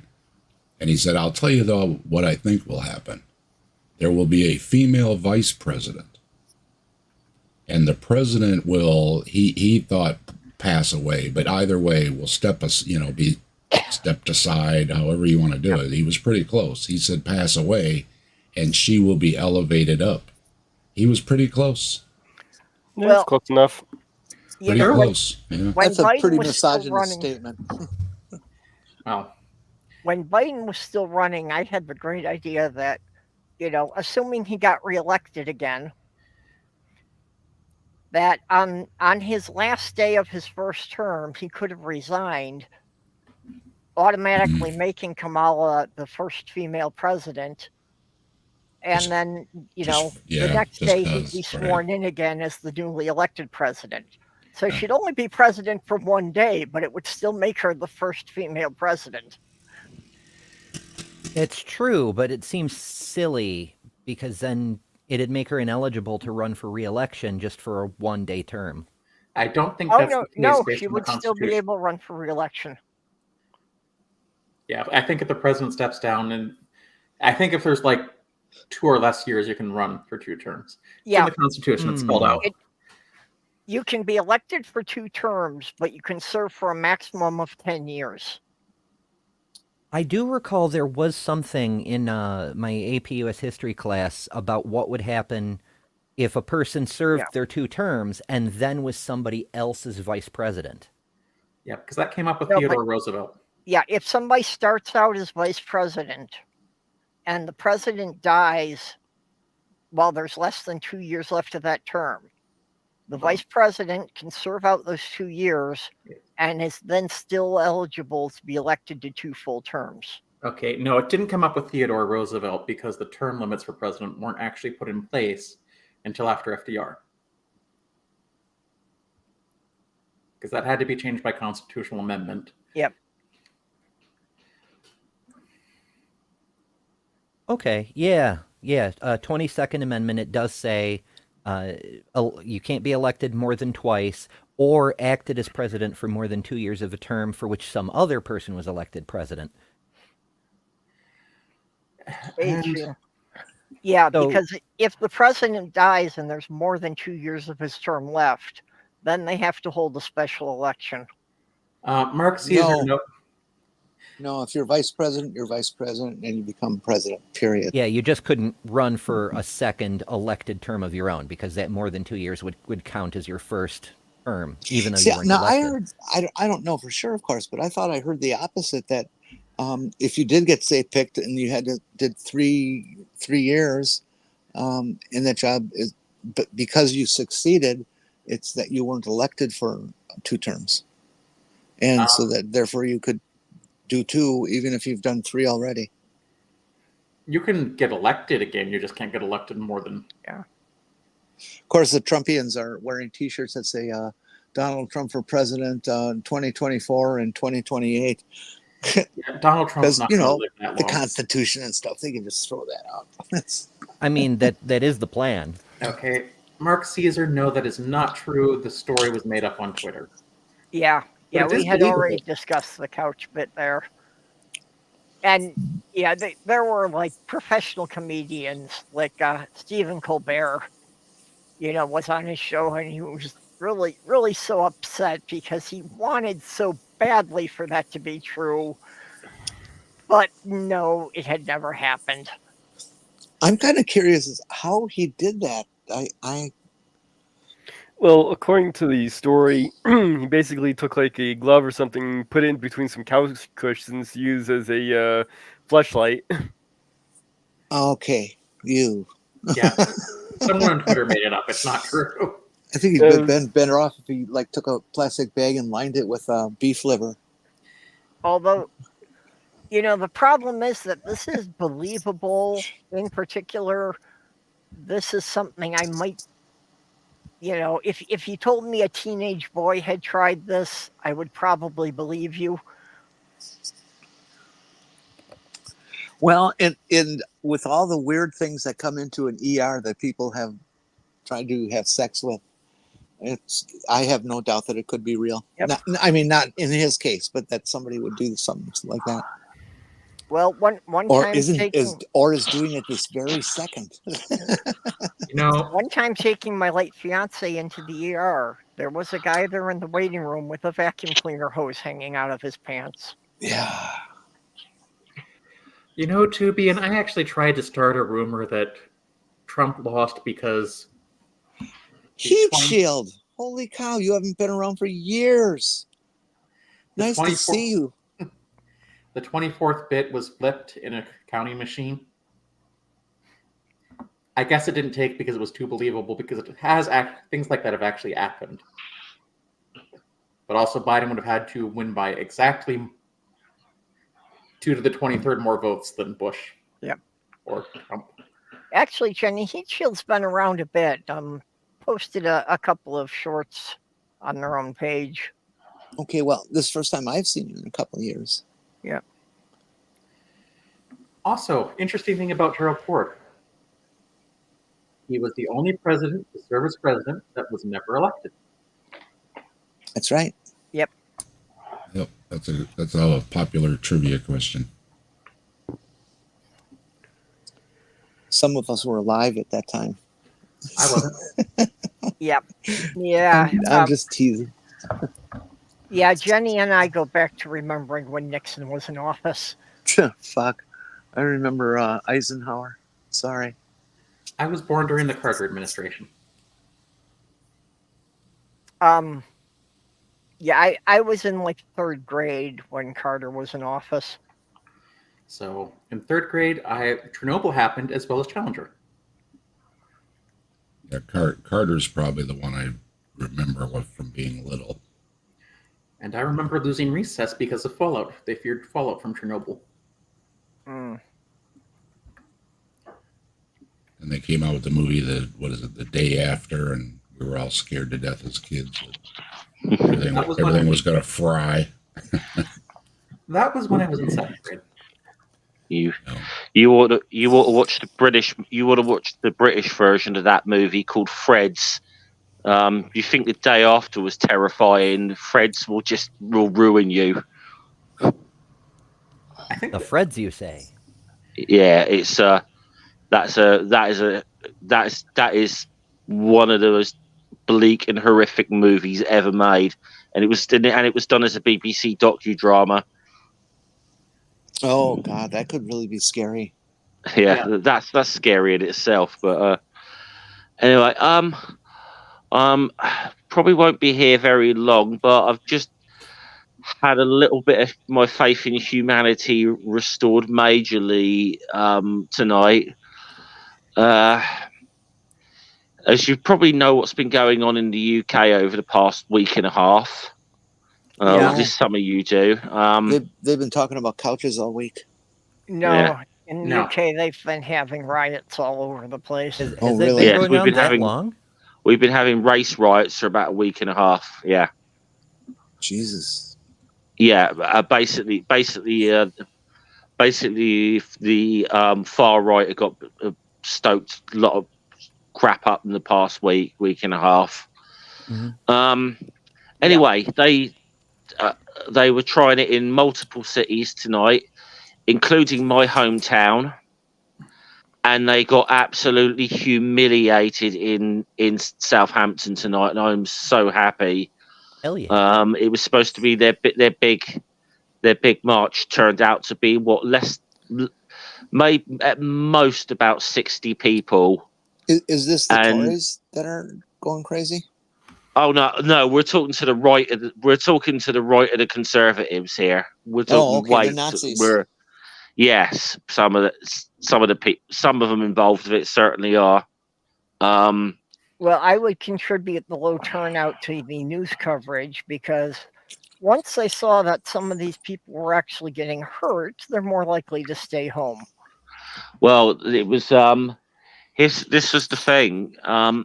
It also coincided with the fact that there was a soccer match being played in Southampton tonight, which is, let's be honest, that was a bit of an ideal time for them to try and hold something like this, because there'd always be an element that they can pull in from like football crowds. Yeah. It turns out there'd be 60 at most, and they were met by about 600 or 700 anti-fascist protesters, and the community just basically come out and basically told them, "You are not welcome here." Yeah. And it's just restored my faith in. I mean, I will say my city has got a proud tradition of that, because every time they've tried to come here, every time since 1937 when Oswald Mosley tried it in Southampton and he got ran off. Every time they've tried it, the community has come out against them. So it's just gone a little way to restoring some of my faith in humanity, which has been tested to its limit over the past week and a half. I'll be right back. So yeah.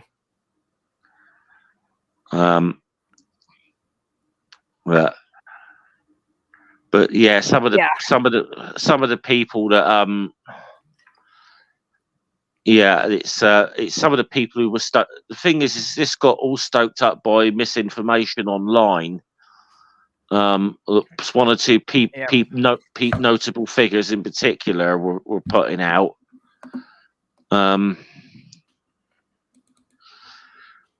In particular, one guy who's very much come in one guy who's very much responsible is a British member of Parliament called Nigel Farage, who's quite very right wing MP. He did this. He got interviewed on a radio show last night, and I think I was just trying to circulate that interview far and wide because the interview did a really good job on him and he just showed himself for what a pathetic little man he actually is. But when you turn out like you're putting out misinformation that has caused things like this, and then he admits one of his blooming sources for this information was Andrew Tate's Twitter account. Yeah. There's a reliable source of information for you, isn't it? Twitter is not a news outlet in the first place. Yeah, exactly.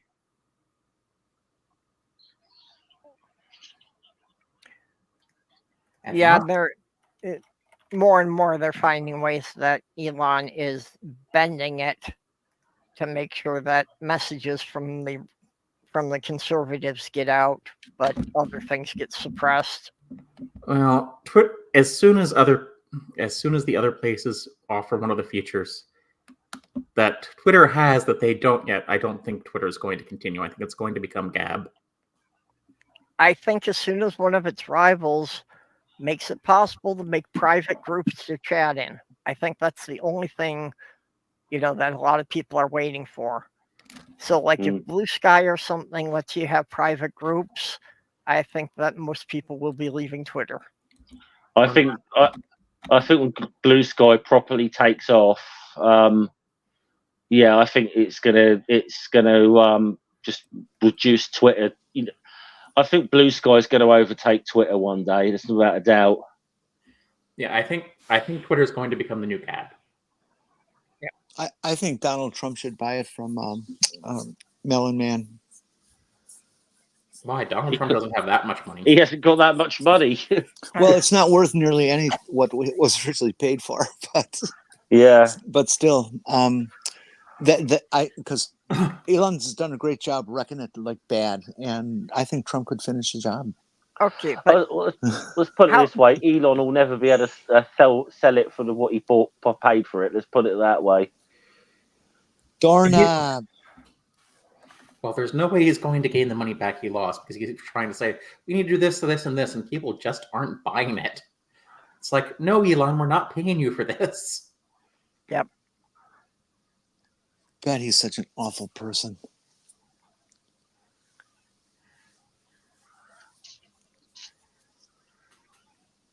Oh, Yeah, can't argue. Mark never got the update on the mail strike ending.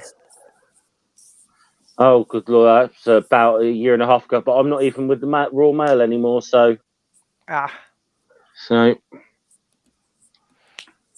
Okay, now I can't be the only one who has come up with this, but like, the Trump NFT trading cards and that.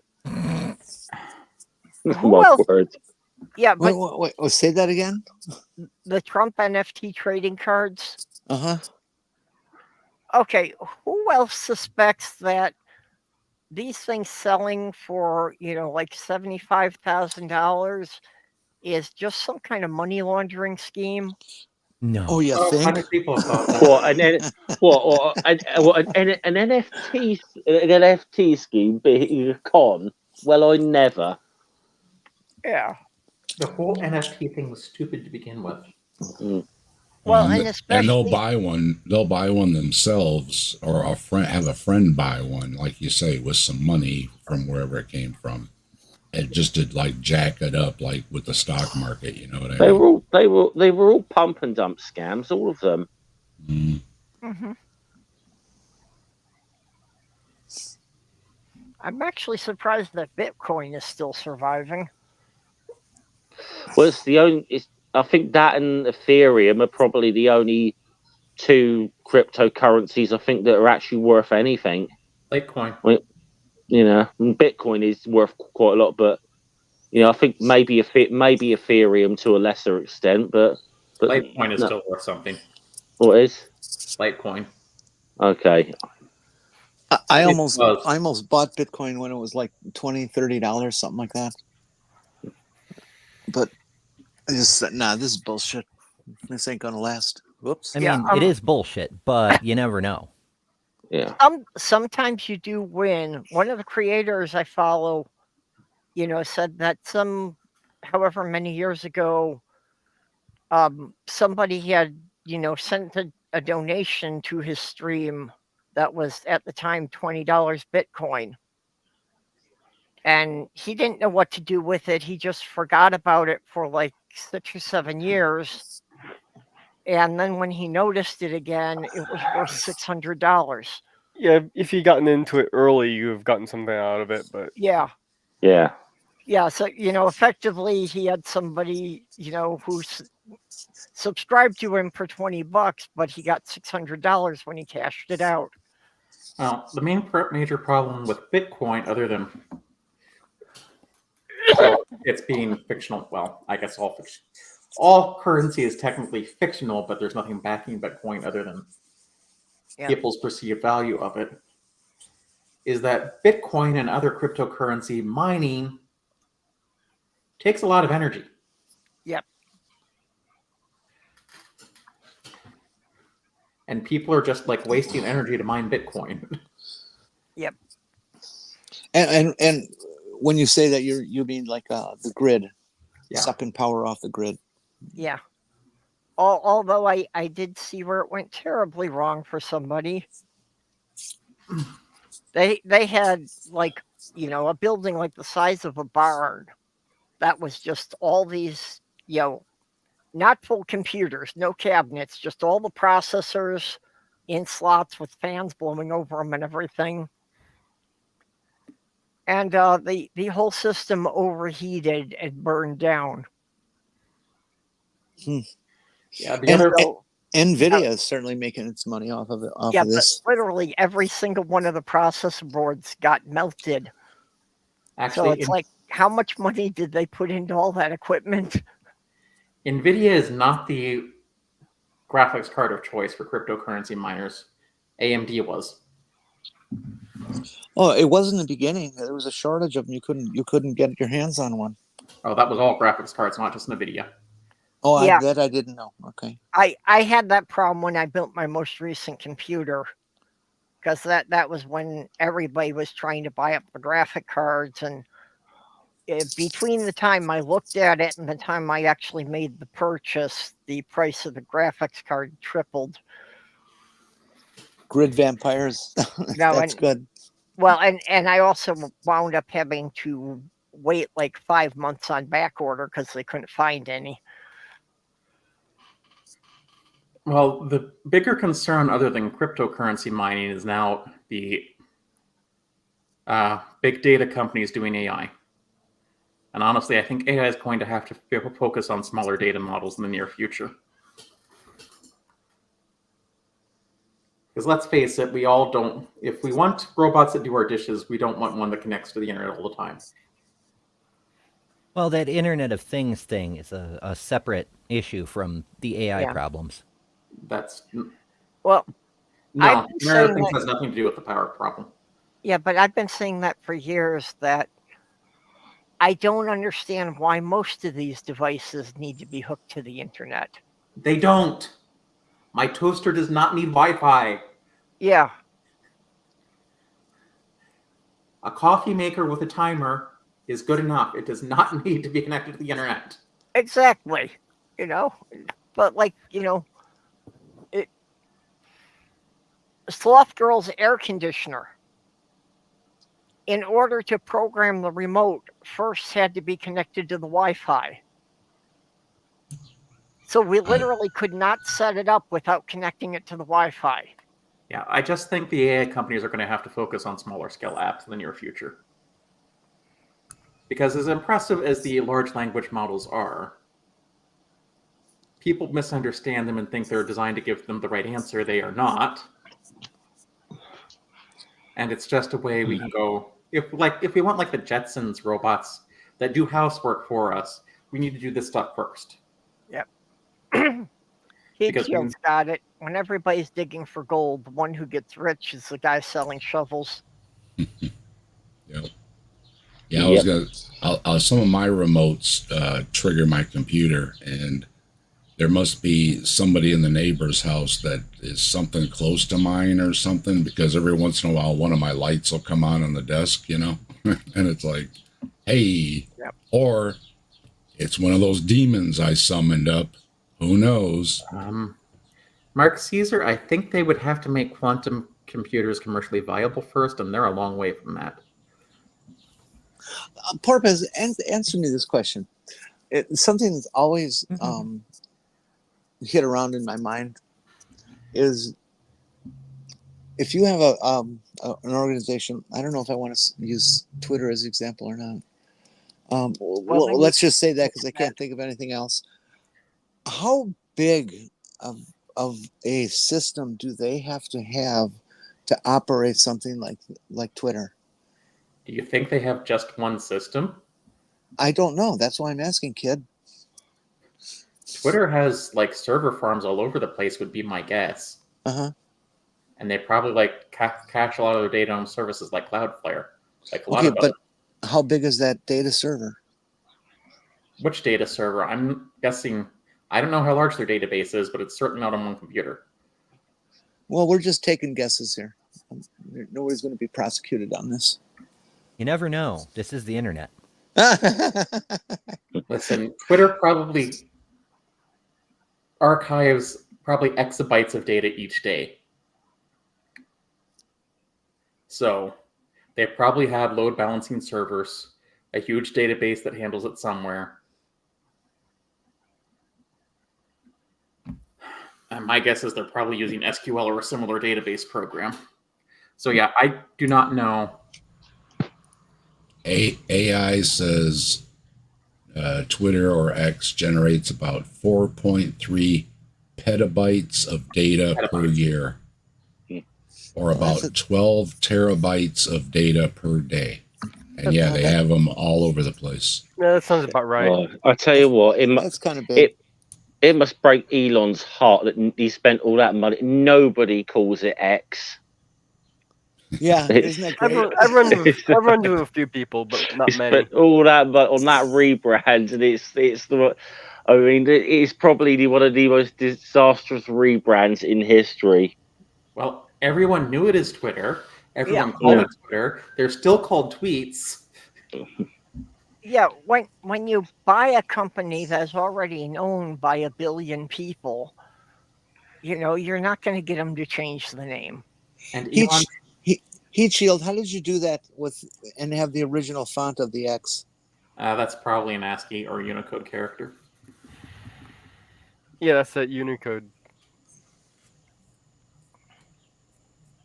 Well, speaking of things that have failed, have you seen that they've tried making a couple of right-wing cartoons? Oh, like Mr. Bertram? Yeah, Mr. Bertram and the New Norm. I've seen the New Norm. Yeah, I think they were trying to model the New Norm after All in the Family, and I think, first of all in the Family wasn't right-wing. If you think it's right-wing, you were missing the point of the show. Oh, good lord! Look, Yep, I didn't watch any of All in the Family, but I know the show that it is based off of because it was a British show called, of course, Till Death Us Do Part. And the whole point of that show is that the guy, the central character who was the bigot, was the guy who was shown up at the end of every episode. He always lost. It was the whole thing was more of a, if anything, the whole thing was more of a commentary on working class conservatism than it was on anything else. It was pretty much the same for All in the Family too. Yeah. I still consider Archie Bunker a very tame version of Alf Garnett, though. So it was so shocking. I saw the first episode, and I was home alone, and it just happened to come on a Saturday because they did one in prime time. The local station did that, and I could not believe it. Again, this is for the time. The words that they were using on air were just shocking that they would be allowed to use those, and you had to think while you're watching it, this is not going to last. They're not going to let these people do this. I mean, they got rid of the Smothers Brothers. They can't allow this.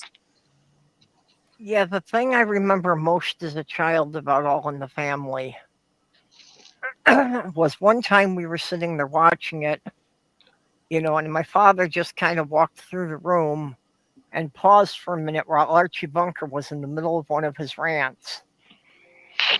And he said, "You kids listen to this guy. He makes good sense." And he walked out. So clearly my father did not get the show at all. Obviously. Well, another show that was somewhat inspired by it about 20 years later was called Married with Children. Yeah. Al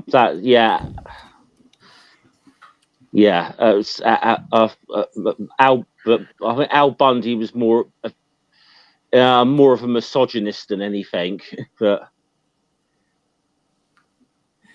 you weren't supposed to emulate Al Bundy or Bunker. It was. I think it's the. I mean, the thing is though that they made it. That thing was it when he formed that men's rights group, that No Ma'am. The producers of those shows sold thousands of those T-shirts. And with the new norm, if you looked at it, it's not just modeled after All in the Family. The background they used literally looked like they had traced a photo from the original show. I mean, right down to the items that were hanging on the coat rack. But the whole point is, it's possible they did. Well, listen, I told you I was only making a quick visit today, so I'm going to have to shoot off and get some sleep in a moment. So I shall see you all later. Can you get some extra sleep and mail a package to me? Could try. Good evening, sir. See you later. Good night. May the odds be ever in your favor. That's a great way to end a class, by the way.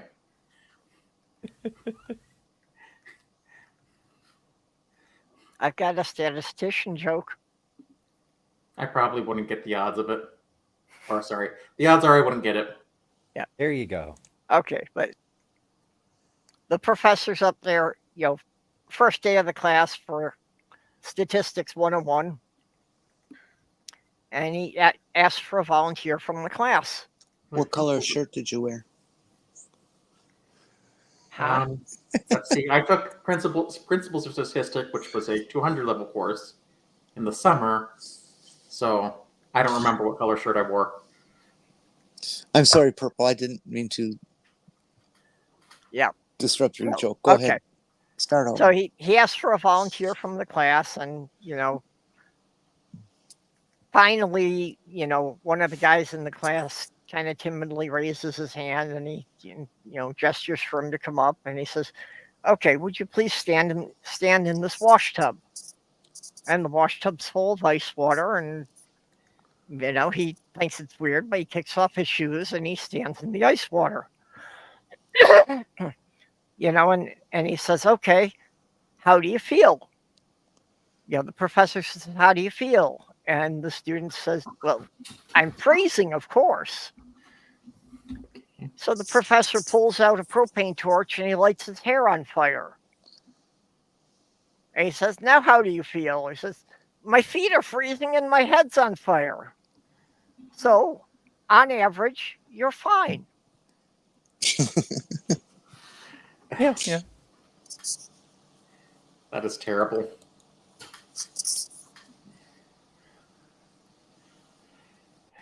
But statistics, I wish I knew how I got an A+ in statistics. Okay, you kids behave. I have to step away for a minute. Do we have to? No, we don't have to. Don't get caught. Well, if you get too out of line, Mage will bite your leg off. Oh, I thought Jenny was going to send us to the principal's office. I most certainly would. I am skeptical. We have no principals here. I mean, never mind. Well, okay, if we're going to go with the whole school thing, if you misbehave, you have to do an essay on Mud Fossil University.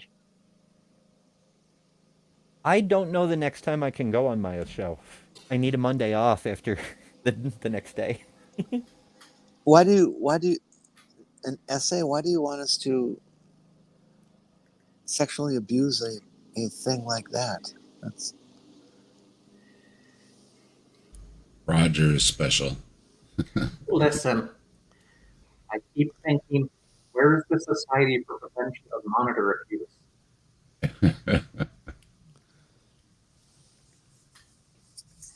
Because poking your monitor with that feather like he routinely does can't be good. Also, he needs to learn the art of screen capture software. I think he finally got a bigger monitor, too. At least he didn't get a bigger feather. For so long, he had that tiny little monitor, and it was like, it's so sad.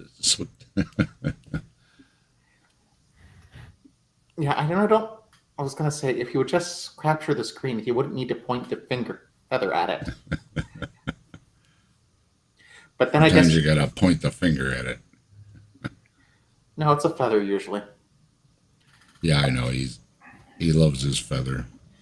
Stephanie's got one, too. She pulls out of her stash there when they're talking about it. Tickle your ass with a feather? I guess that's for off-screen. Particularly nuts your weather? Roger Mudfossil and Hans Wormhat and Barnabas Nagy are all people I don't believe anything they say. Because there's no way they can. It's amazing. They can top themselves.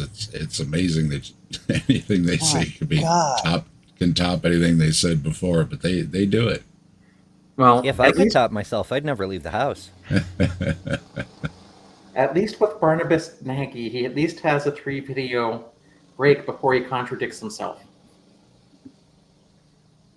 Because I remember once he was saying, the internet doesn't exist because Cat6e cables can only go 100 meters, which is true. That is as far as Cat6e meters can go and maintain a reliable signal.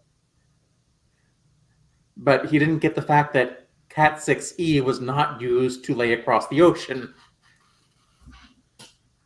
But in the next video, he was saying sharks were biting the underwater internet cables, which didn't exist.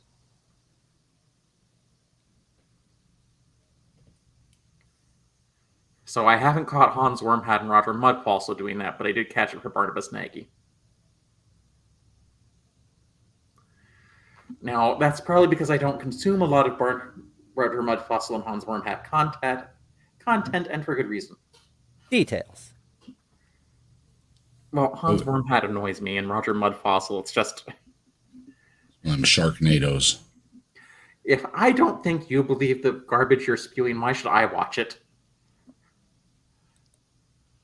There's this educational lecture going on public television right now.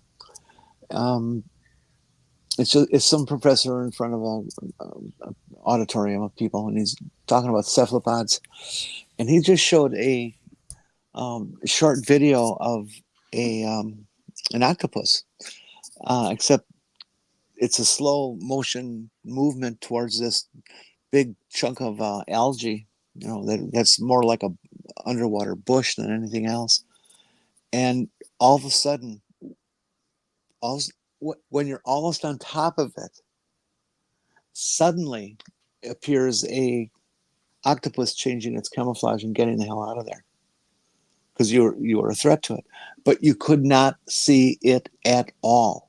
I mean, it imitated not just the colors like they can do, it imitated the three-dimensional texture of what he was in. It's like, I mean, I've seen a lot of cephalopod camouflage things, and it's great and wonderful and stuff, but you can usually tell, as a human, you've got a little more going on than it does, maybe.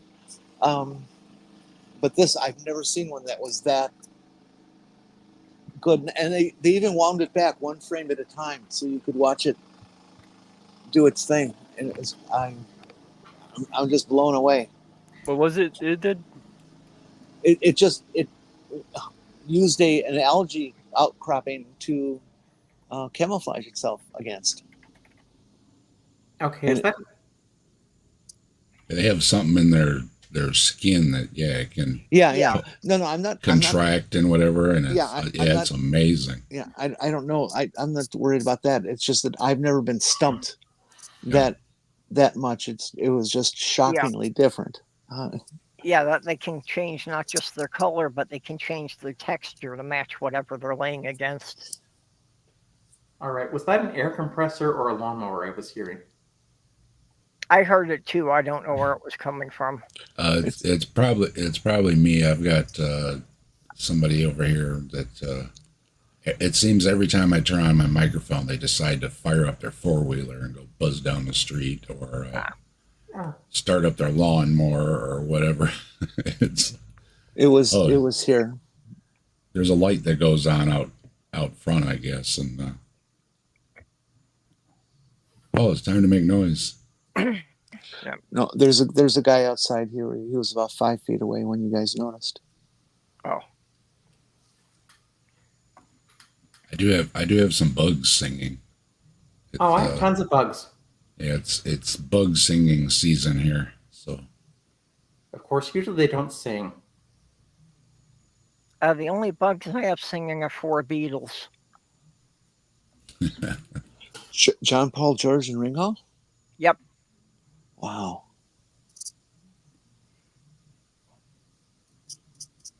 Yeah, this time of summer, you go out in the evening and there's the chorus just singing out there. Oh yeah, the screaming insect sex. Yeah, the cicadas.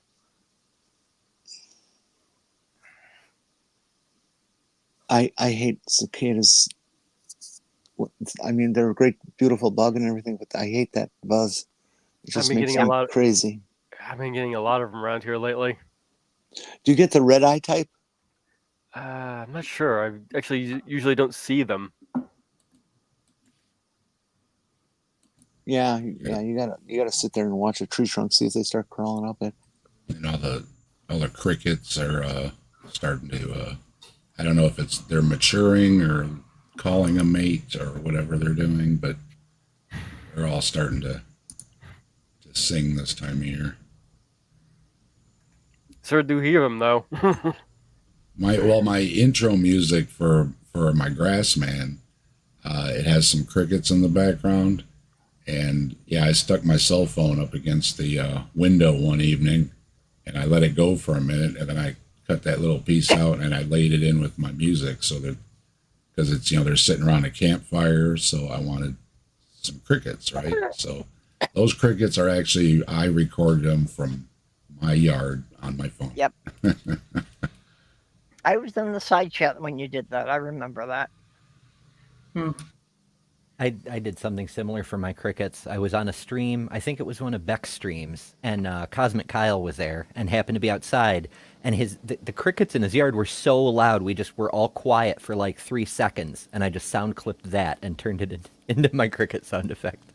Yeah, it's not. I mean, some people says it can get annoying or whatever, but we're around here. It doesn't last very long, and then fall's going to set in. So. Well, that's the thing. It gets annoying if it goes on for too long. It's something that initially seems pleasant and calming, but if it keeps going, it gets on your nerves. I imagine if it was a little warmer climate, and you had to hear it all the time. But, Now, okay, I don't know if this is legitimate, but I have heard that somebody actually gave me the formula one time that you could count the frequency of the cricket chirps, and there's a formula that you could determine the temperature that way. Yes, that's true. Oh, I know when the storm is over or the front passes or whatever it is, because as soon as it stops raining or whatever, they all start singing. So Yeah, but is Mr. Bertram has a gay fan base? Oh, it has a large gay fan base.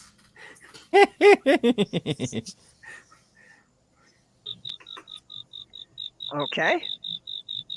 it's crickets. Huh, sounds like a mega guy when you're telling him about religion. Well, I think it's because there's just been some hints that Mr. Kaponzi and Mr. Bertram might go at it at some point, but yeah. But it is a terrible show. Don't watch it. Doorknob has got a formula for you there, Purple.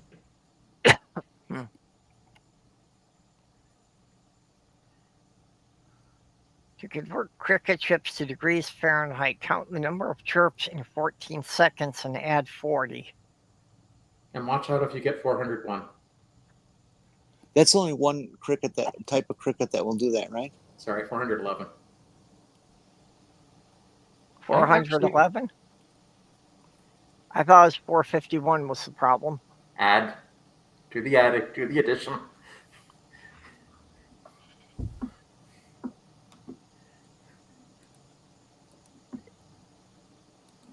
$411 plus 40. Yeah, if you get 411 chirps, right? Yeah.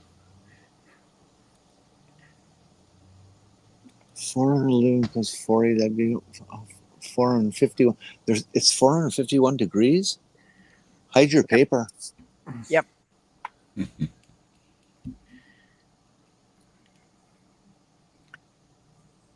Like,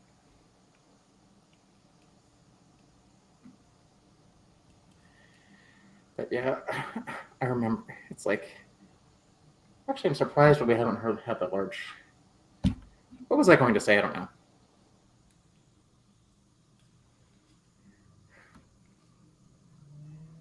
Mark Caesar says the Trump party has recruited the guy who played Chachi from Happy Days to be a spokesman for them. Oh, Scott Bio. That's not new. He's been leading for a while. I love it when the Republicans try to compare celebrity recommendations. They got the lovely wonders of Kid Rock and Ted Nugent and yeah. Roseanne. We have Beyonce and Taylor Swift. Yeah, well, it's like, can they get a celebrity that was at least in something in the last 20 years? No. But I suppose they don't really care because they don't go for the youth vote. They just Rock is they're looking for boomers and mini boomers. Do you mean Generation X? Kid Rock is still performing. I think Nugent still is too. I have heard Kid Rock described as the type of person who makes music for people who know how many packets of Sudafed they can buy in a month. But as some of the finest problems, no, that is incorrect. Well, I know how many packets of Sudafed I can buy in a month, but that's for legitimate reasons. The bigger question is it Kid Rock or Dr. Phil? Yeah. Well, the thing that pissed me off about the Sudafed is they passed those restrictions when I had 2 teenage girls. So they were too young to buy it themselves. But we had 3 people in the house who all needed it.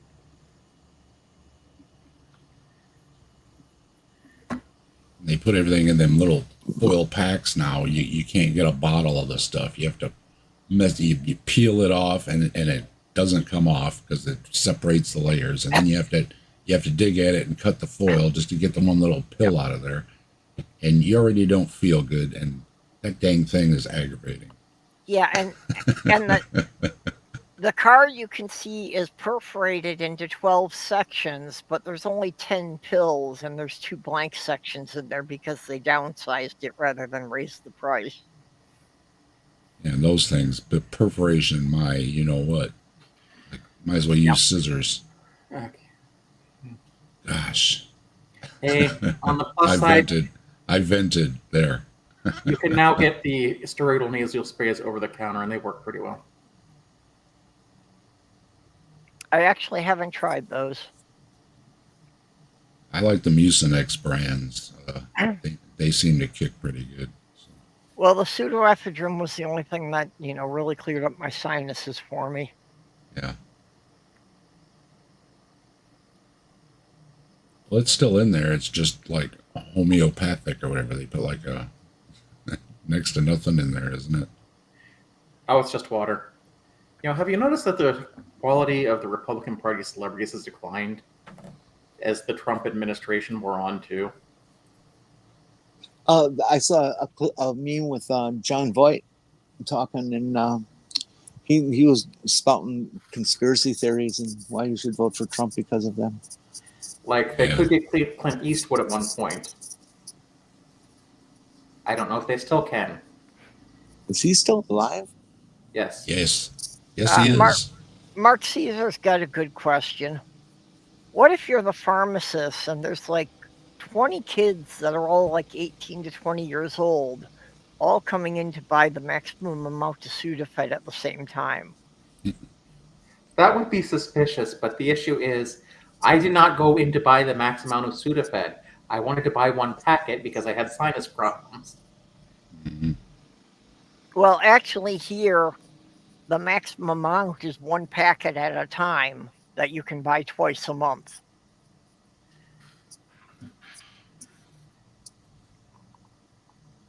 Yeah, they will never sell me 2 boxes at the same time.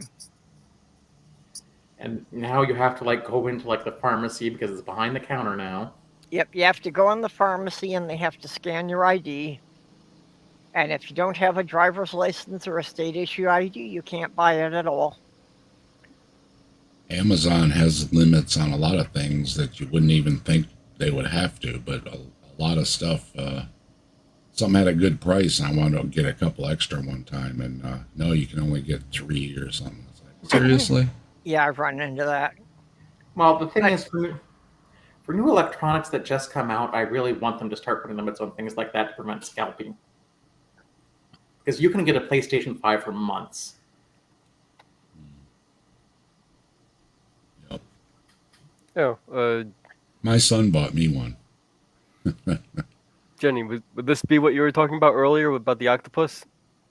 Yes, that is exactly the photo. Well, it gets a little closer now, but yeah, that's the structure and everything. Watch this, folks. Watch.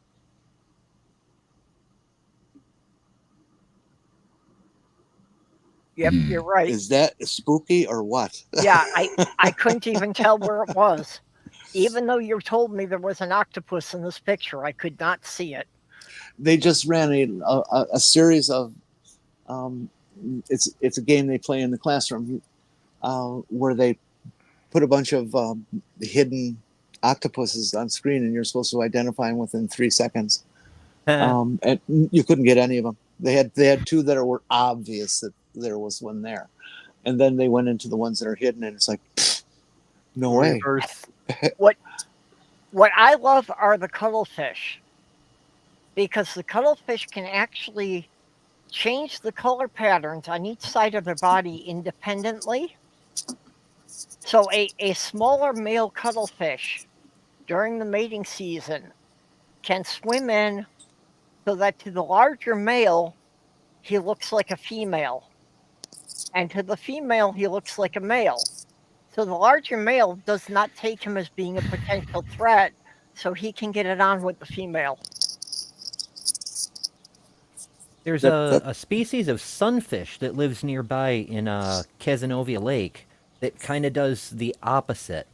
To a male, wait, no, I think it's the way around you said it. It has the morphology of a female when a male looks at it, but it like the female and the male, one looks for size, one looks for color pattern. I'd have to look them up again, but it's fascinating how they're in between. Yeah. And they'll like trick the males to mating with them to waste their seed, and then they'll get to mate with the females. Yep. Conservatives really hate hearing that what's that stupid Nemo is trans. Clownfish. Yeah. Yeah, and then well, what Ember just said, you know, they say these things aren't natural, but like, yeah, bisexuality has a very obvious evolutionary advantage. You know, yeah. if you go and exhaust all the other males and you're the only male left capable of impregnating the females, you're going to have more offspring. But remember, these are the same people who think that strict binaries exist outside of mathematical realms. Since we're just barely on the topic, I'd love to hear what people have to say about Couchfucker's comments about if a woman doesn't have any kids, that she's pretty much a useless thing and it will have a bad life because of it. Aren't those Republicans weird? Yes, they are. I was mentioning to Perp before, I so enjoy the fact that they are just freaked out by getting called weird and all the shit that's come out within 48 hours of them saying that. It's just exploded. It's so much fun. Yeah. Well, that's because they try to sell themselves as the normal ones. And people are pointing out, it's like, hey, this obsession with people's genitals you have, that's just weird. Why are you doing that? Because it's turning the narrative on them, and they weren't prepared for that. Yeah. Yeah. Well, and let's face it, the far-right conservatives, most of them do not know how to deal with an intelligent woman. Listen, it's true. They're used to Marjorie Taylor Greene's. I told them, my friend, this story this morning. There was a video that came out that somebody found from way back in the past, that this blonde woman goes into American Idol to do a trial. What do they call that? Audition. Yeah, there you go. Thank you. And son of a gun, they may be using a pseudonym, but guess who it was? It was Marjorie, and she is absolutely the worst singer on the planet. I can imagine her voice was always so shrill. But she thought she was really good. Of course. Of course she does. Did she make that weird growling noise when she thought people should be applauding? Like she did at the RNC? No, that was debunked. That was not Marjorie Taylor Greene. What are you watching the same news shows I am? Like what? Where was that noise coming from? If it wasn't her?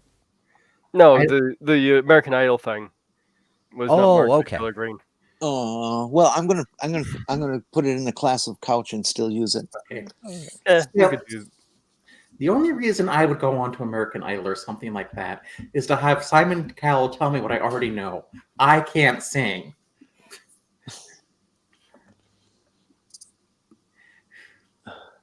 You would be like, oh yeah, I'm just here to have Simon Cowell tell me how badly I can sing.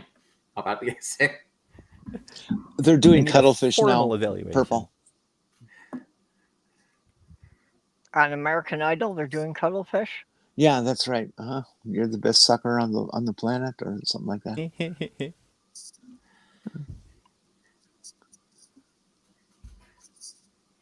Besides, I don't pretend to be a good singer. Well, a lot of times it wasn't the judges actually making the calls as to who got in or not. It was somebody off screen.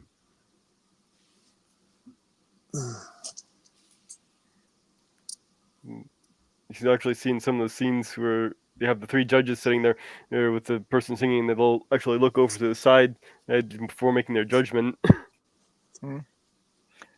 Yeah, it doesn't surprise me, that the producer's going to want to have influence on who shows up on the next episode.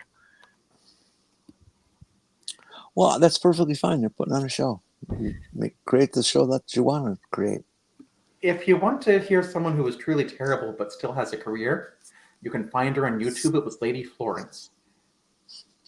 God, I have no idea who that is. She's dead now, but she was a terrible opera singer. Okay. And people went to see her just to see how bad she was. Opera, huh? Organized screaming. And she did this for years until, I guess she somehow got to some theater in New York, and she read a bad review from someone in the press and died of a heart attack 2 days later. Oh, that's kind of sad. No, it was not Yoko Ono, but I understand. Yoko Ono actually translates to beautiful bird who cannot sing. No, really? And Yoko Ono is still alive. I understand what you were thinking, but it was not Yoko Ono.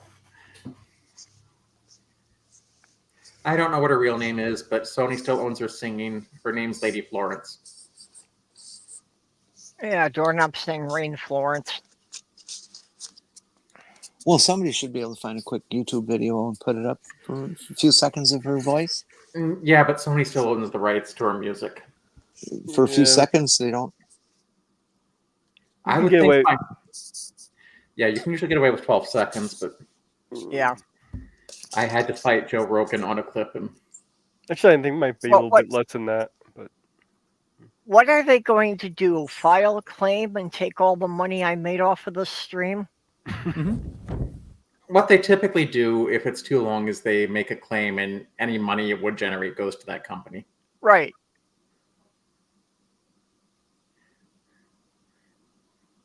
Yeah. Outside of the half dozen people who send me money on Patreon, I have never made a penny off of the YouTube here. And what the people send me on Patreon just about covers what my yearly subscription to StreamYard costs me.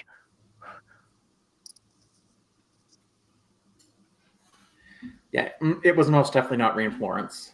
It was just someone who went by the name of Lady Florence. Using period blood as shampoo.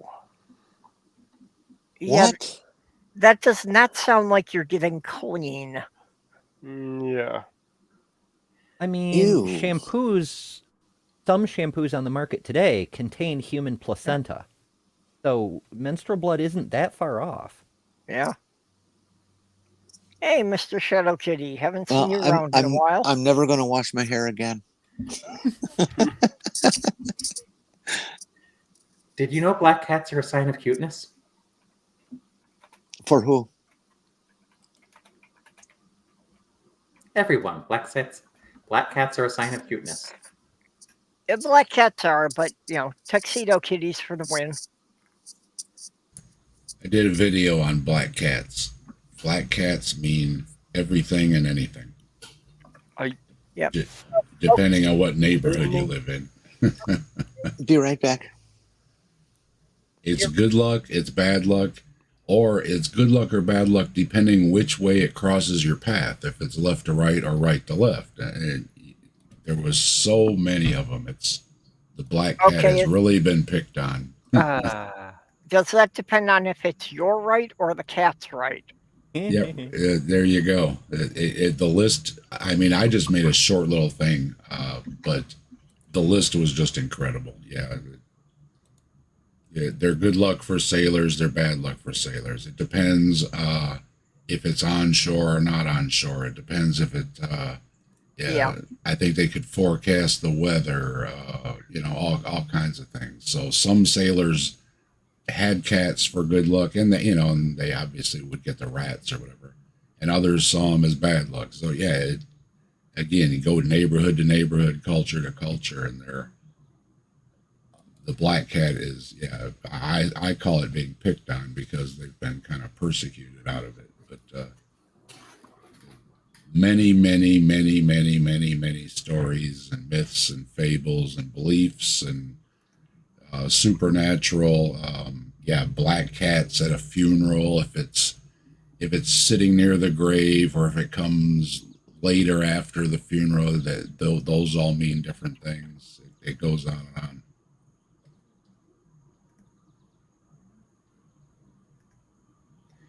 Okay, Mr. Shadow K is saying black cats are tuxedo kitties. They're just at the edge. But no, and this is a serious question. I think that one of the distinctions of tuxedo kitties is that they have 3 times as many whiskers as any other cat, including ones growing out of their cheeks and eyebrows. So who counts the whiskers on a cat? Somebody told me that all cats have 24 whiskers, and I went and Googled it, and Google also said something about like it was 24, but it could vary with some breeds. Okay, Ember. Okay, and while it's very difficult, to get the cat to keep his head still, I did my best to count Sammy's, and Sammy's son, I came up with 18 whiskers on one side, so that should be 36 altogether. Okay, Ember. I didn't really believe this, but apparently it's true. Placental shampoo. I wish I had that clip for that "never doubt me again" thing. And it's not the only one. There's a whole bunch of them. Mm-hmm. I know. I was looking. I forget what the hell I was looking for. My kid's mom, when we were together, she wanted a conditioner or a shampoo with a certain ingredient in it. So I was reading ingredients lists, looking for this certain ingredient, and I'm like, human placenta. And I checked another, and I'm like, holy shit, is this common? Where does it come from? I have so many questions. Well, I'm reading my shampoo list now. Is it on there? I don't know. I mean, later, I get a chance. And why human? Why couldn't you use something else? Jeez. That's what Jordan Head is asking. Do they maybe just use cow placenta? Does it say human? The ones I read said human placenta. Like they specified human. I'm like, okay. Why? Why though? Well, we got to find a way to hook this up with beliefs about Republicans. Well, we'll have to tie this into them. I believe Republicans, like cats, have their personality expressed by their color. You know how like torty kitties have tortitude, orange cats are crazy, orange Republicans are crazy. Well, that's why they got cattle mutilations. They're out there stealing the cow placentas. Ta-da! Aha! There you go. The aliens need shampoo Mystery too. Solved. All right. I didn't go grocery shopping today like I intended. Other than to get some soda for my soda. I'm to get the syrup for my soda mystery. I'm sure that I didn't do something today that I intended, but my to-do list is buried somewhere down that pile, and I don't know how long it'd take me to dig it out to find out what I'm supposed to have done today. Was it eat and take your meds? Yeah, well, I had those at the top of the list, so yes, I did those when I got up, and I had my therapy this morning. Okay. And I was actually productive because in between therapy and starting the stream, I actually got a load of laundry done. Oh, wow. Have you set your phone up so that it messages you or beeps or boops for a specific time for you to go eat? That's a good idea. Also, if you really get creative with Yeah. it, you can actually set up a specific tone for it too. Yeah, like Well- says, go and eat something, you jerk. Right now I am concerned because my phone is doing something it didn't do before. The battery ran way down. The battery ran way down, and while I was in the middle of a call, it got down to 3% and it shut itself off. Oh yeah, phones do that. Right. So I charged it, but now it's like every time I hit the button to light up the screen, I just get a screen that says loading, and underneath it, it's got like sliding to the left looks like the camera and sliding to the right looks like a padlock. And I have no idea what it's doing. Oh, slide it to the right to unlock your phone, slide it to the left if you want to use your camera. Yeah, but it's never done this before, so why is it doing it now? Probably because of an update that you didn't install, but it did when you were charged it. Yeah, that sounds like an update. But it doesn't have the password to my Wi-Fi, so it couldn't have done an update on its own. It only has the does that while password you're to asleep. Slothgirl's Wi-Fi. I only did that stuff when I was upstairs with her. Does it connect to the internet on its own? Oh no, I do everything I can to prevent it from connecting to the internet. Because I occasionally use my phone as a backup ISP, especially if a storm knocks my Wi-Fi router out. Purpose. You're the smart one here. These Apple tags, that people are like putting them in their suitcase so they know where it is. AirTags. Yeah, those are so cool. And if you can go to some other country and you can still find your thing, how does that work? What frequencies is it using? Apple tags. AirTags. It's just they only work on iPhone products or Apple products. Yeah, I don't use Apple. Oh, I see. I did not know that. I thought that was universal. I almost bought an iPhone just to be able to use AirTags because they're so fucking cool. But my guess is it's the same way any other similar device works. It's using GPS technology and tracking where they are. Yeah. But how does it? These things are like size of a silver dollar and maybe twice as thick. Yeah, your phone doesn't need to be the size that it generally is. The chips are much smaller. Okay, but what I'm saying is, who's it signaling if it's getting onto the data, phone data? They're not though. Well, they are, but they're not. It's sort of a brilliant design. They use active RFID, so they do have a battery, but it's very tiny because they only need to emit a very tiny radio signal. Any iPhone can receive that signal and transmits to the cloud where that specific tag is. So if you go somewhere where nobody has an iPhone, you'll lose track of where the thing is. But if there's any iPhone within range, and I think it's something like 50 meters, then Bluetooth. You will know where it is. Well, that's a pretty good guess because Apple sells more phones than anyone else. Well, they're the largest single manufacturer. There are more Android phones than Apple phones. Sure. Prove it. How many Android phones are there? I don't have any. How many Android brand manufacturers are there? I don't know. They use that flaky Linux thing. Yes, Android uses the Linux kernel, just like iOS uses the FreeBSD kernel. But no, there are a lot more Android devices than there are Apple devices. About 3 times as many. Nah. They're just feeding those false statistics to you for advertising's sake. It's not true. About 1 billion in iPhones, about 3 billion in Androids. Fake news. Fake news. I imagine the year Samsung will come out with something similar soon. But yeah, it just sounds like they're using Bluetooth to contact an Apple device and say, hey, this device, tell the user this device is here. Yeah, because actually you can buy those to work with any phone. Your Android phony. My Samsung Galaxy S23. I mean, honestly, if I upgrade, I probably will get an iPhone because Apple's better about protecting my data but still not that much better.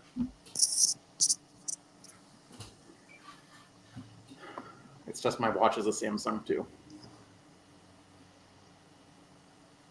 Well, I've been using Apple since 1984, and I have never lost a bit of data. Ever.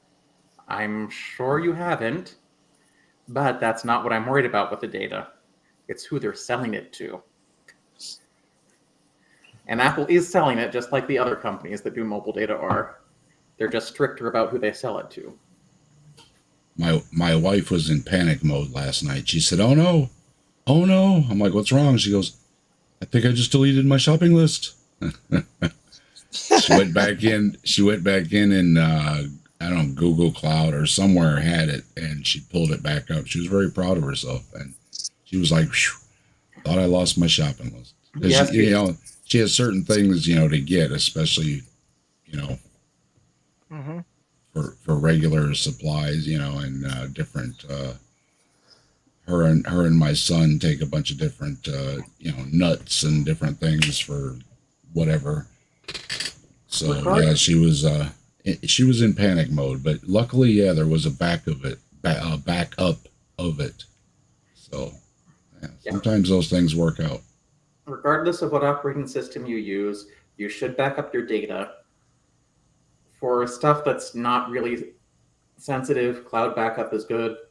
I personally don't like using Google Docs because Google Docs scans that data to sell to advertisers and advertise stuff to you. Yep. If your product is free, you are the product. Yep. I think I really use that on the Google thingy. Out of the tools is for the slideshow when I have pictures for one of my streams. Yeah, that's really why I don't like schools using Chromebooks the way they do, because I think they trust Google a little too much. Now, if they have some agreement where Google doesn't use the student's data, fine. They may have that. When the Chromebook first came out, I heard that they had a lot of security issues. Is that true? And have they improved it? I don't think they had many security issues. I think it was more that Chrome OS is essentially built to spy on you because it's just really just Chrome on a browser. Mm-hmm. You can run Android apps on it, but it's designed you just log in and go to a browser. Yeah. I've been wanting to use Google, whatever the fuck it's called, for writing. Google Docs. Yeah, I guess. I cannot figure out how to work it. It's just there's no hold down menus. There's nothing. It's just okay. Here, guess what these icons are, and push them and whatever. Go to YouTube. I can't figure it out. I'm an advanced user. That doesn't sound right. Go to YouTube and there's probably a video. Somebody will talk you through it. Yeah. All right. Go to docs.google.com. Okay, I will. I'm real.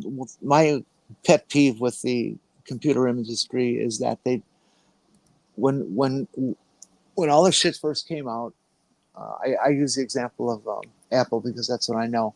They had an application free, came with a Mac, and it was just a word processing program. It was called MacWrite, and it sounded like a McDonald's menu, but nonetheless, it was just a basic writing app that basically operated just like a typewriter. Okay, if Purple or if someone will share the screen I'm sharing, I'll show you what I think you're doing wrong. All right, so is this what you're seeing? Hold on, I gotta see how big I can get this. Yeah, it's a problem. On a small screen, it's hard to. Yeah, something similar, I suppose. Do you see how I hit blank document? No. Do this like I'm 5 years old. All right, we'll go back there. You're looking for this plus sign here where it says blank document underneath. I don't know where that is. I'm not seeing it. It's on the top. Well. Oh, okay. Upper left. With the plus sign, yeah. Yes. Now, what is on my screen will be the pull-down menus that you don't seem to be seeing. And that's how you get there. Okay. And the ruler up on top you use for tabs and paper dimension and things? Yes. Okay. Now, how do I make that save that so that somebody else can look at it? Somebody who I choose. You go down to share. You can publish to web or share with others. So, for example, oh, hold on, I don't want to give up. Sorry. That's how you would do it, but that I forgot my name's still tied to that, and I don't want to give that out online. Okay. Don't do that. Don't worry, I'll never tell. Maybe you could give her the tutorial after we end the stream, and it's just Hey, us in private. Maybe the people in chat are like learning from this. Chat, what do you say? Yeah, they say they're learning all purposes personal information. So, well, then it's working.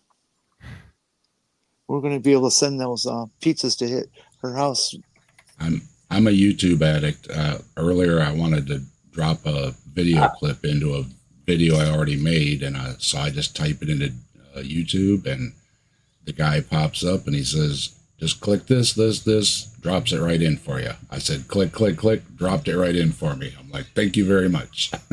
Yeah, I've had people ask me, it's like, do you prefer or Ms. Porpoise, do you prefer Android or iOS? Which one's better? And I say Linux. Yeah. Oh, no, Dornad. An option. Dornad, your brain is so weird. Or I'll usually tell them it's like, there's really not that much difference between them. It just depends on what version of Unix kernel you prefer. Who, me? Whether you prefer Android or iOS just depends on whether you want like the FreeBSD kernel that iOS uses, which is something called Darwin, or the Linux kernel, which is what Android uses. I would want to use whatever will communicate and work with other Apple devices. Okay. How would the average person know the difference between these things? The average person doesn't really need to know. Because honestly, knowing what kernel it uses isn't that big a deal to most people. Right. That's what I thought. I was just wondering if there was some reason that one should be, if one even performs specific tasks better than the other or anything. Well, the iOS generally has more creative type stuff and more medical type stuff. Because Apple's always had better creative tools than. Don't get me wrong, I have an iPad too. It's just. You say medical type stuff. I suppose that could be useful. I'm pretty good at opening people up, sewing them back together, or something seems to go wrong a lot of the time. Well, I don't have my name attached to it, so you go to File, and you do Share here. Share with others, and right here, restricted. You can click on that. Anyone with the link, and you select that.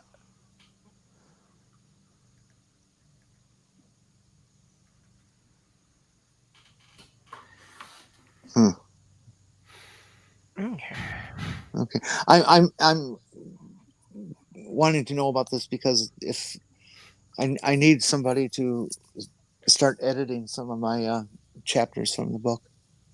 Yeah, I think I actually about using Google Doc to put my stories out so you guys can read it. You can do that, or you can just mail the doc, or you can just publish them, save as HTML and publish them to the web. If you want, I can get some screenshots of what I just showed you, so you have them on hand to. Yeah, that's another problem I have is that Slothgirl was my proofreader, and I know my punctuation is atrocious. Okay, if we get this Google thing done, I would be happy to edit your stuff. Do you want to know something I do that really helps with editing, especially if I'm serious?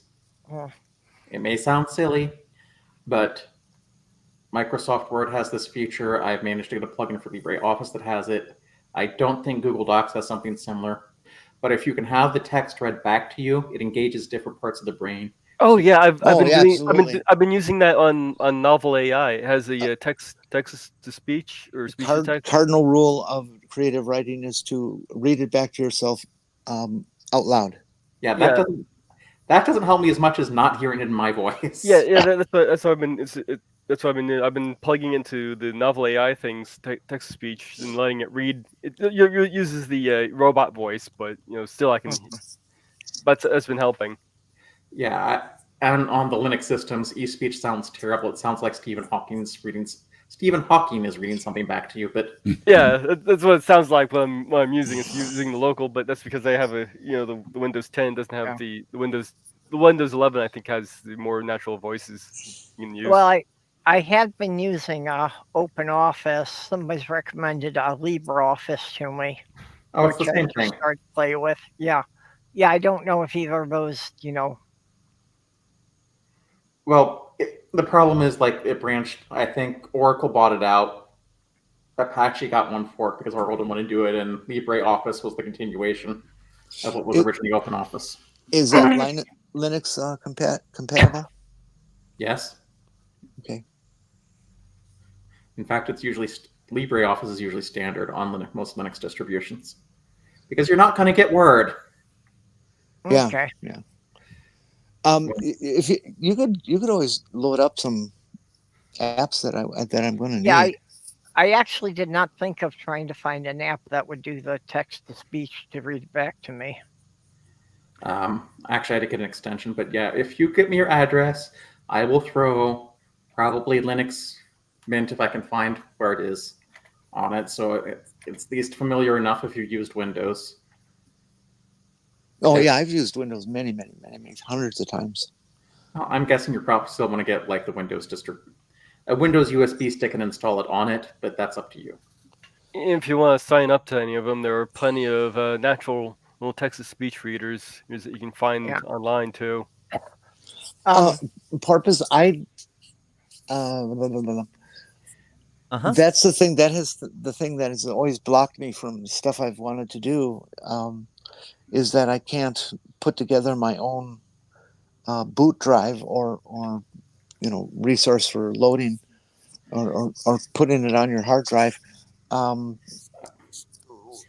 with a stick or anything like that. I just don't have the knowledge or equipment to do that. You don't have the equipment right now. I used a tool called Belina I bought a new IdeaPad. And I really wanted to get Arch on that laptop, but Arch doesn't have a Wi-Fi driver, so I tried NixOS first, but you got any cheapy 8 gigabyte thumb drives you could throw at me? I can send you the Linux Mint installation medium. Or I could throw you one that I have. Problem that I can download Windows files, but generally it doesn't include the ISO, whatever, the self-booting thing. Yeah, the problem is Windows costs money, and I have to Windows is on the machine, but I have to, unless I can find a way to erase it, put it back to factory conditions, I'm going to have to reinstall an operating system. Yeah, well, no, I was just looking, on my old laptop. I've been reading a lot about the Tiny 10, which is supposed to be like Windows 10 with all the garbage stripped out of it, so it runs better. And that's what I wanted to install on my laptop. And the IdeaPad is currently running Debian. Yeah, I don't know the same thing like Jenny was saying. It's like there are websites where I can download the Tiny 10, onto a USB stick. But how do I get that into something, that will automatically install itself? All right, I'm going to put a link to a program you can use to do that.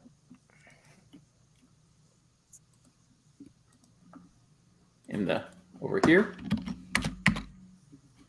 It's called Belina.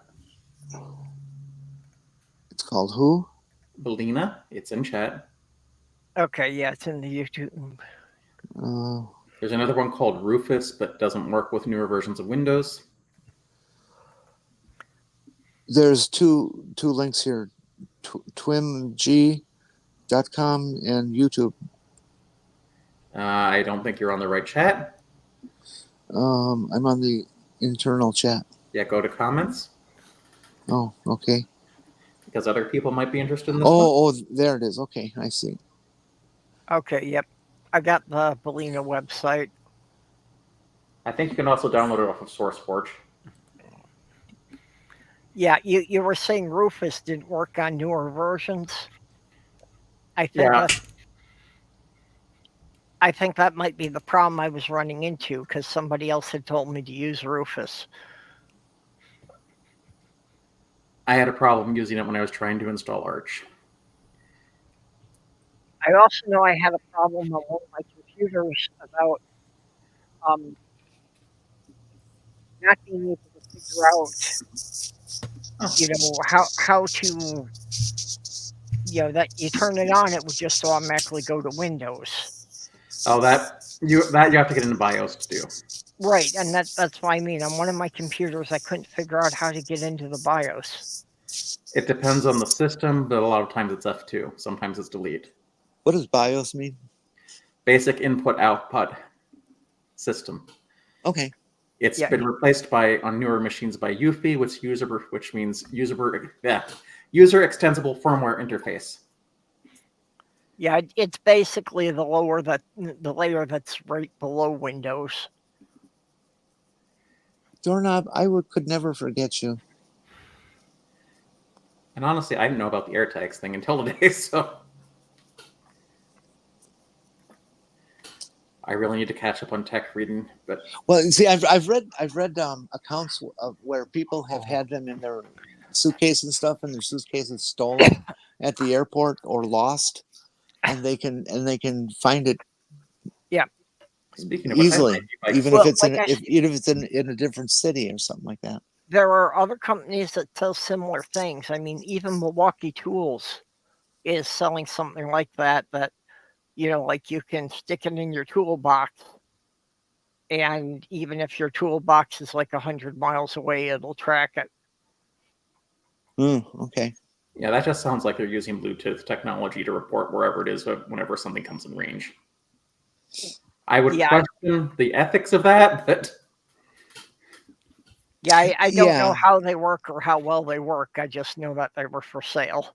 I hear that they work so good. There have been police who have been putting them on cars of bad guys that they want to watch, and somehow it qualifies as not a tracking device, like they used to be. That their cops are banned from using those. They sell it on Amazon. Yeah, they sell them on Amazon. Yeah, and it says not to be used by for these other motives, but obviously that's what people are going to use them for. Obviously, the police are taking advantage of the law, the fact that the law hasn't caught up. Yep. Well, so a tip I've given people before: if you're planning to commit a crime, leave your cell phone in somebody else's car while you're doing it. Yeah, and if you'll see your location moving around, but it'll be in a different area from where you're actually at. And let's say you go to plan to overthrow the government, say, when they're about to certify an election. Yeah. Don't take your cell phone with you. Don't record it. Don't broadcast it on TikTok. No, well, that's when you buy. That's when you buy a burner phone. You go to Walmart, you get one of those track phone things that you pay $30 for 1 month, and then you throw it away when you're done. Don't they watch any action movies? I mean, gosh, they're always they make a phone call and they chuck it in the garbage, right? It's pay attention, somebody people. Has an alarm going off. I think they thought they could also at 6 o'clock. So. So if you see an old flip phone sitting in the garbage, don't pick it up and say, "Hey, look, a free phone." No. Don't touch it. Don't put your fingerprints on it. I once found somebody's phone laying on the ground. They were quite happy that I returned it to them. All right, I'm gonna go get something to eat soon. So I just want to say, if you want to subscribe to my new channel, it's the Mad Computer Scientist. There was a link in the chat back a while ago. It's math and computer science topics. What's their name? What's whose name? Well, you said you were going to go eat. I'm not Hannibal Lecter. Okay, great. Ember didn't like that one. I see that. That's okay. Well, I had to turn my camera on just so I could roll my eyes. Just use your The placenta shampoo and The late great Hannibal Lecter, as the orange thing says. So yeah, I wonder what his obsession with Hannibal Lecter is. Why he's bringing him up so often now. It's the only movie he's ever seen.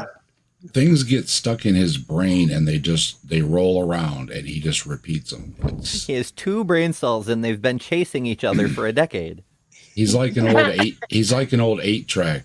You know what I mean? It just keeps rolling around and around and around, and that seems to be his brain. So he is such a pathetic human. Just everything about him. It's just so sad. Yeah, but the scary thing is that unless we, put some effort into it, he's going to control the country again. Hey, I'm feeling much more optimistic now than I was a few weeks ago. Mm-hmm. he needs to lose bigly. Yes. Mark Caesar, I am flattered that you called me Professor Plank, though, but I wish I had his subscribers. Yeah. The current situation with the election is very, very frightening. And they talked about this back when 2020 and 2021 and stuff, that these red states, especially the ones out in the West, have been replacing the people who are in charge of the elections, who are running the elections, and to put all their MAGA loyalists in there. And there are apparently MAGA loyalists controlling everything in 5 of the battleground states. Okay. Now they discussed it and they said all you need to make that plot work is to have one small county somewhere in the state not certify their own tabulations and therefore not send them to the state, and from there the state cannot certify the election because they don't have all the votes in, and so they don't go to the electoral college. Okay, so it would be very easy to shut down the election. Anyway, if you got the person who's running the election on your side. So, in any case, I need to get going. Be excellent to each other, and so long, and thanks for all the fish. Bye, Later, sweetie. porpoise. Bye. Well, we have been running slightly over 3 hours. That never happens. Well, I'm just wondering if anyone else has any place to go, or if we should just keep going with this. Well, I was hoping to have lunch, so. I should probably eat something at some point. Yeah, the missus sent me She sent me a text about dinner here. Yeah, well, see, this is what keeps throwing me off, is that this is normally the time I'm supposed to go upstairs and check on Sloth Girl. So every night at this time, it's like I'm feeling this compulsion that there's something I have to do, but no, there isn't. Yes, there is. You have to prepare dinner. Then what do I do with it? Eat Eat it. During daylight hours? No, I don't eat dinner until like 10 o'clock. That's usually what I'm eating too. That's how it ends up a lot of times. It's like, let's get dinner rolling. And still, how did it get so late already? Actually, what do you got planned for dinner anyway? I'm thinking about maybe just doing a microwave thing. I got these pasta things I got that are on sale. I love pasta things. What are they? They're like a kind of like Alfredo thing. They had like 4 different flavors, and it was buy one get one. I just got one of each to see since I've never tried this brand before. What is it? A sauce or rocks? No, it's just a frozen meal, and it's got this frozen pasta in it with the sauce and like some other thing like the chicken or whatever. Oh, okay. I get it. I think. I was thinking about that if I boil a pound of spaghetti noodles, I could probably eat off of that for 3-4 days.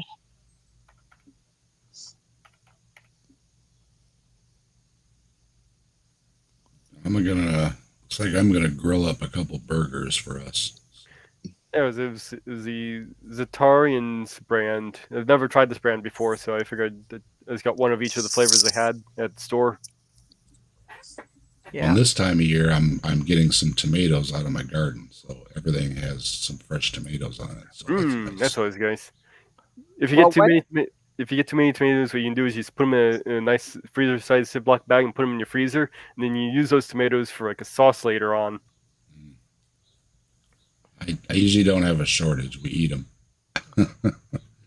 I've got some tomato plants, for some regular sized tomatoes, and then I like having a bunch of cherries too, just for munching on. So Monday we had a major thunderstorm, so the temperature finally dropped. So I felt okay shutting off the air conditioner and using the oven.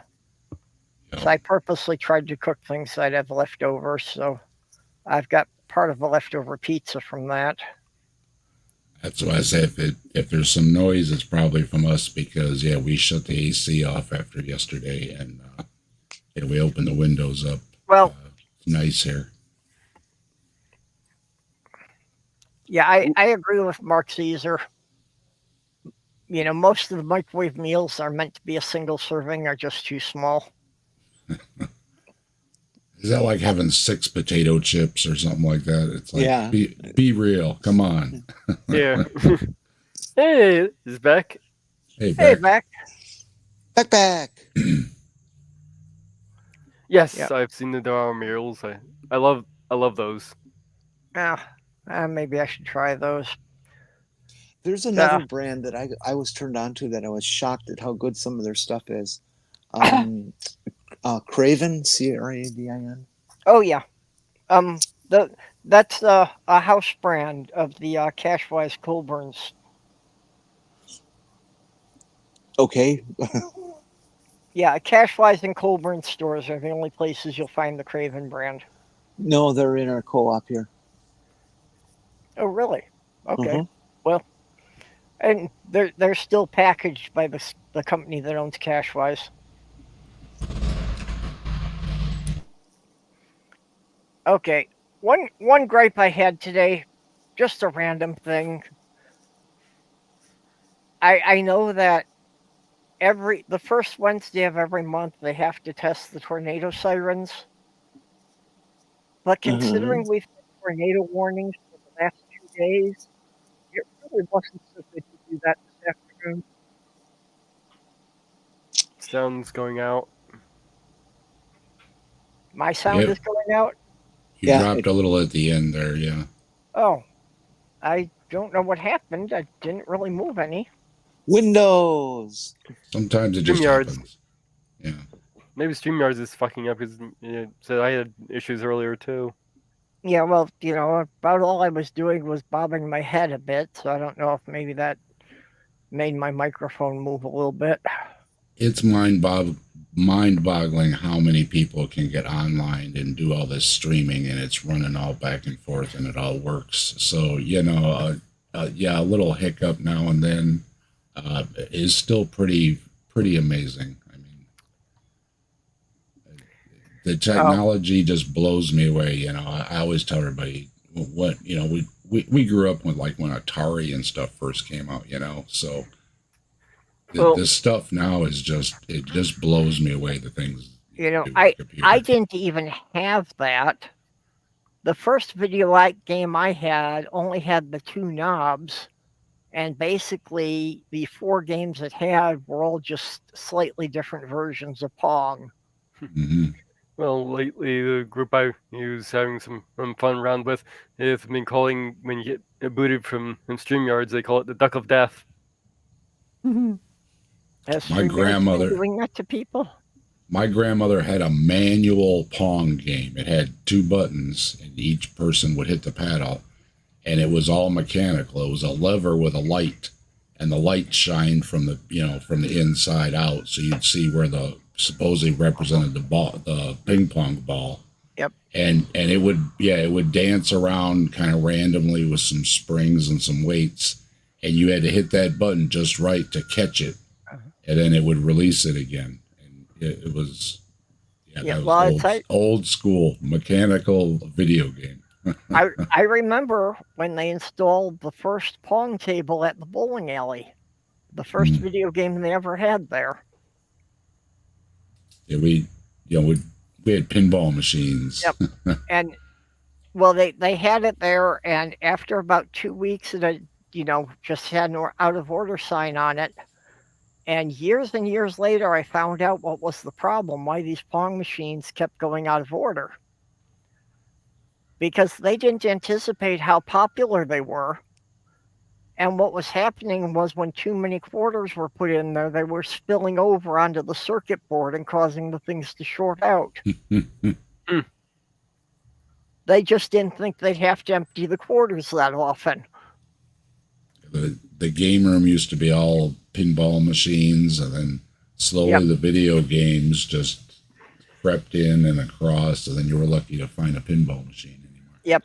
I remember the same thing. That started out all pinball machines, and then they took out 2 of the pinball machines and put in a couple of video games, and that slow progression over a few years. I remember when I was visiting South Carolina, there was a arcade across the street from the hotel we were staying at. So we went over there, and somebody had managed to get into one of the machines and rig it so you didn't need to use any quarters. Yeah. So we just sat there and played that thing up for hours. Well, and then, having basically grown up on job sites, I had the cheat for the pinball machines that I had a pair of steel toe boots. So before starting the machine, you could pick it up very gently and put it on the toes of my boots. So the angle wasn't as steep and the ball didn't come down as fast.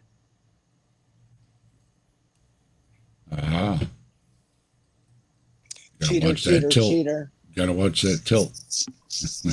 Yeah, like I say, you had to pick it up very, very, very slowly so that you didn't tilt it when you were getting it into position. The doorknob said the Duck of Death in Unforgiven.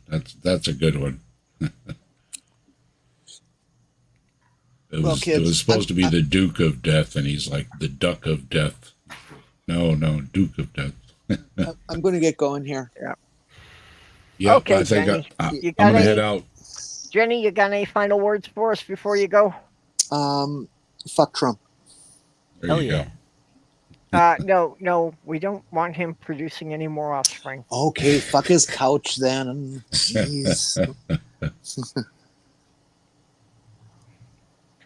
I really am skeptical if those are all his kids, because I can't see, any of his wives letting him do it more than once. Who? What? Trump? Check the pool boy. Yep. I don't think those are his kids. They're all of his wife's kids. Well, but I don't think they're necessarily his kids. If you've ever heard him in an interview, you'd know that Eric was not of the same genetics. It's just dude is so fucking dumb. Like his father. Eric's the only one I would really believe was his, actually. All right, well, I'm going to check out too. Like I said, I'm going to go fire up the grill here. Good talking to everybody, and everybody have a good one. I'll see you next time. Yep. Of course. Okie. Bye. Good night, Dave. Good night, Jenny. Night. Of course, every news report I've been seeing has been saying that it was his sons that talked Trump into picking J.D. Vance. Yeah, his sons. I believe they also mentioned Elon Musk involved in that, and one other guy, I can't remember who it was. Yeah. So, I have to wonder what their reasoning was, how they thought Vance was going to help him. I don't know. trying to figure out the logic of progressives just gives me massive headaches and makes me wish I could get more serious drugs.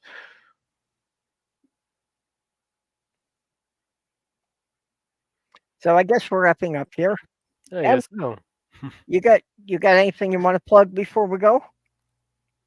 Catch the transpositions tomorrow at 8 Eastern on the channel of that name. Okay. Yep. Always some good stuff on there. I've also liked, when they've been clipping it and doing, your good news segments. Mm-hmm. Yeah, that's very handy because a lot of people can't stick around for the entire live. That way you can catch the parts that you really want. Like a lot of people have been loving Carly's sports, but Carly traditionally goes last and people don't want to stay up that late, so they just catch the rebroadcast later. Very handy. Well, I'm the opposite, I understand the trans and sports issue, but I never cared about sports to begin with. So, it's like I'll skip the sports segment, but I definitely want the news that's going on. Yeah, I'm kind of the same way. Like I like sports. It's just on the professional level, it's just more celebrities, and I just don't care about celebrities. Yeah, same. It's like the chance of me actually encountering this person in my life or them having any effect on my life is so close to zero that's not worth thinking about.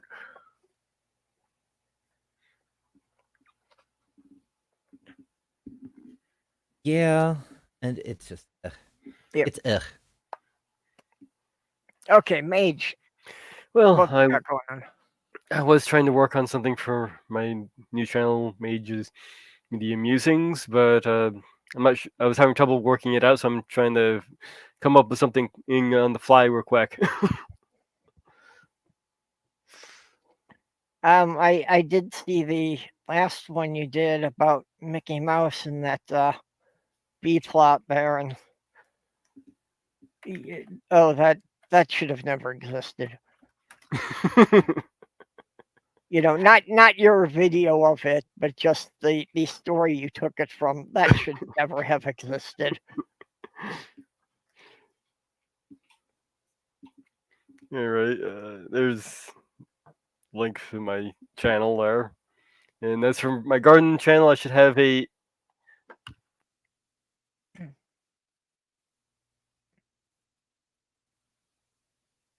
You still there, Mage? Yeah, I'm still there. Sorry, I started getting feedback. Okay, it sounded like you stopped in the middle of a sentence. So yeah, the YouTube channel unmuted it, got unmuted, so I had to. Anyway, with my garden channel, I should have a garden tour coming up soon. Yep.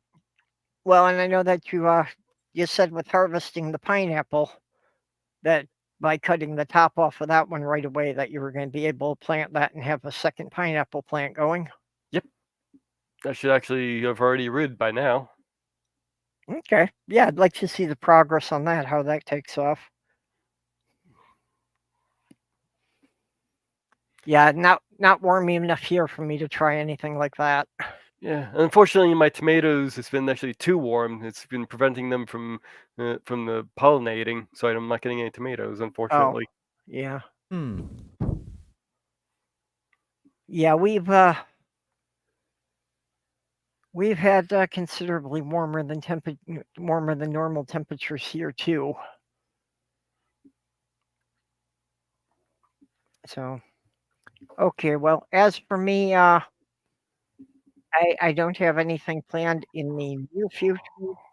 I think it is August 31st that Godless Granny is having a bit of a celebration, and she's asked me to be on that at the end of the month. Yep. So that's about it. Other than that, be back here at the same time next week. So, okay. Yeehaw.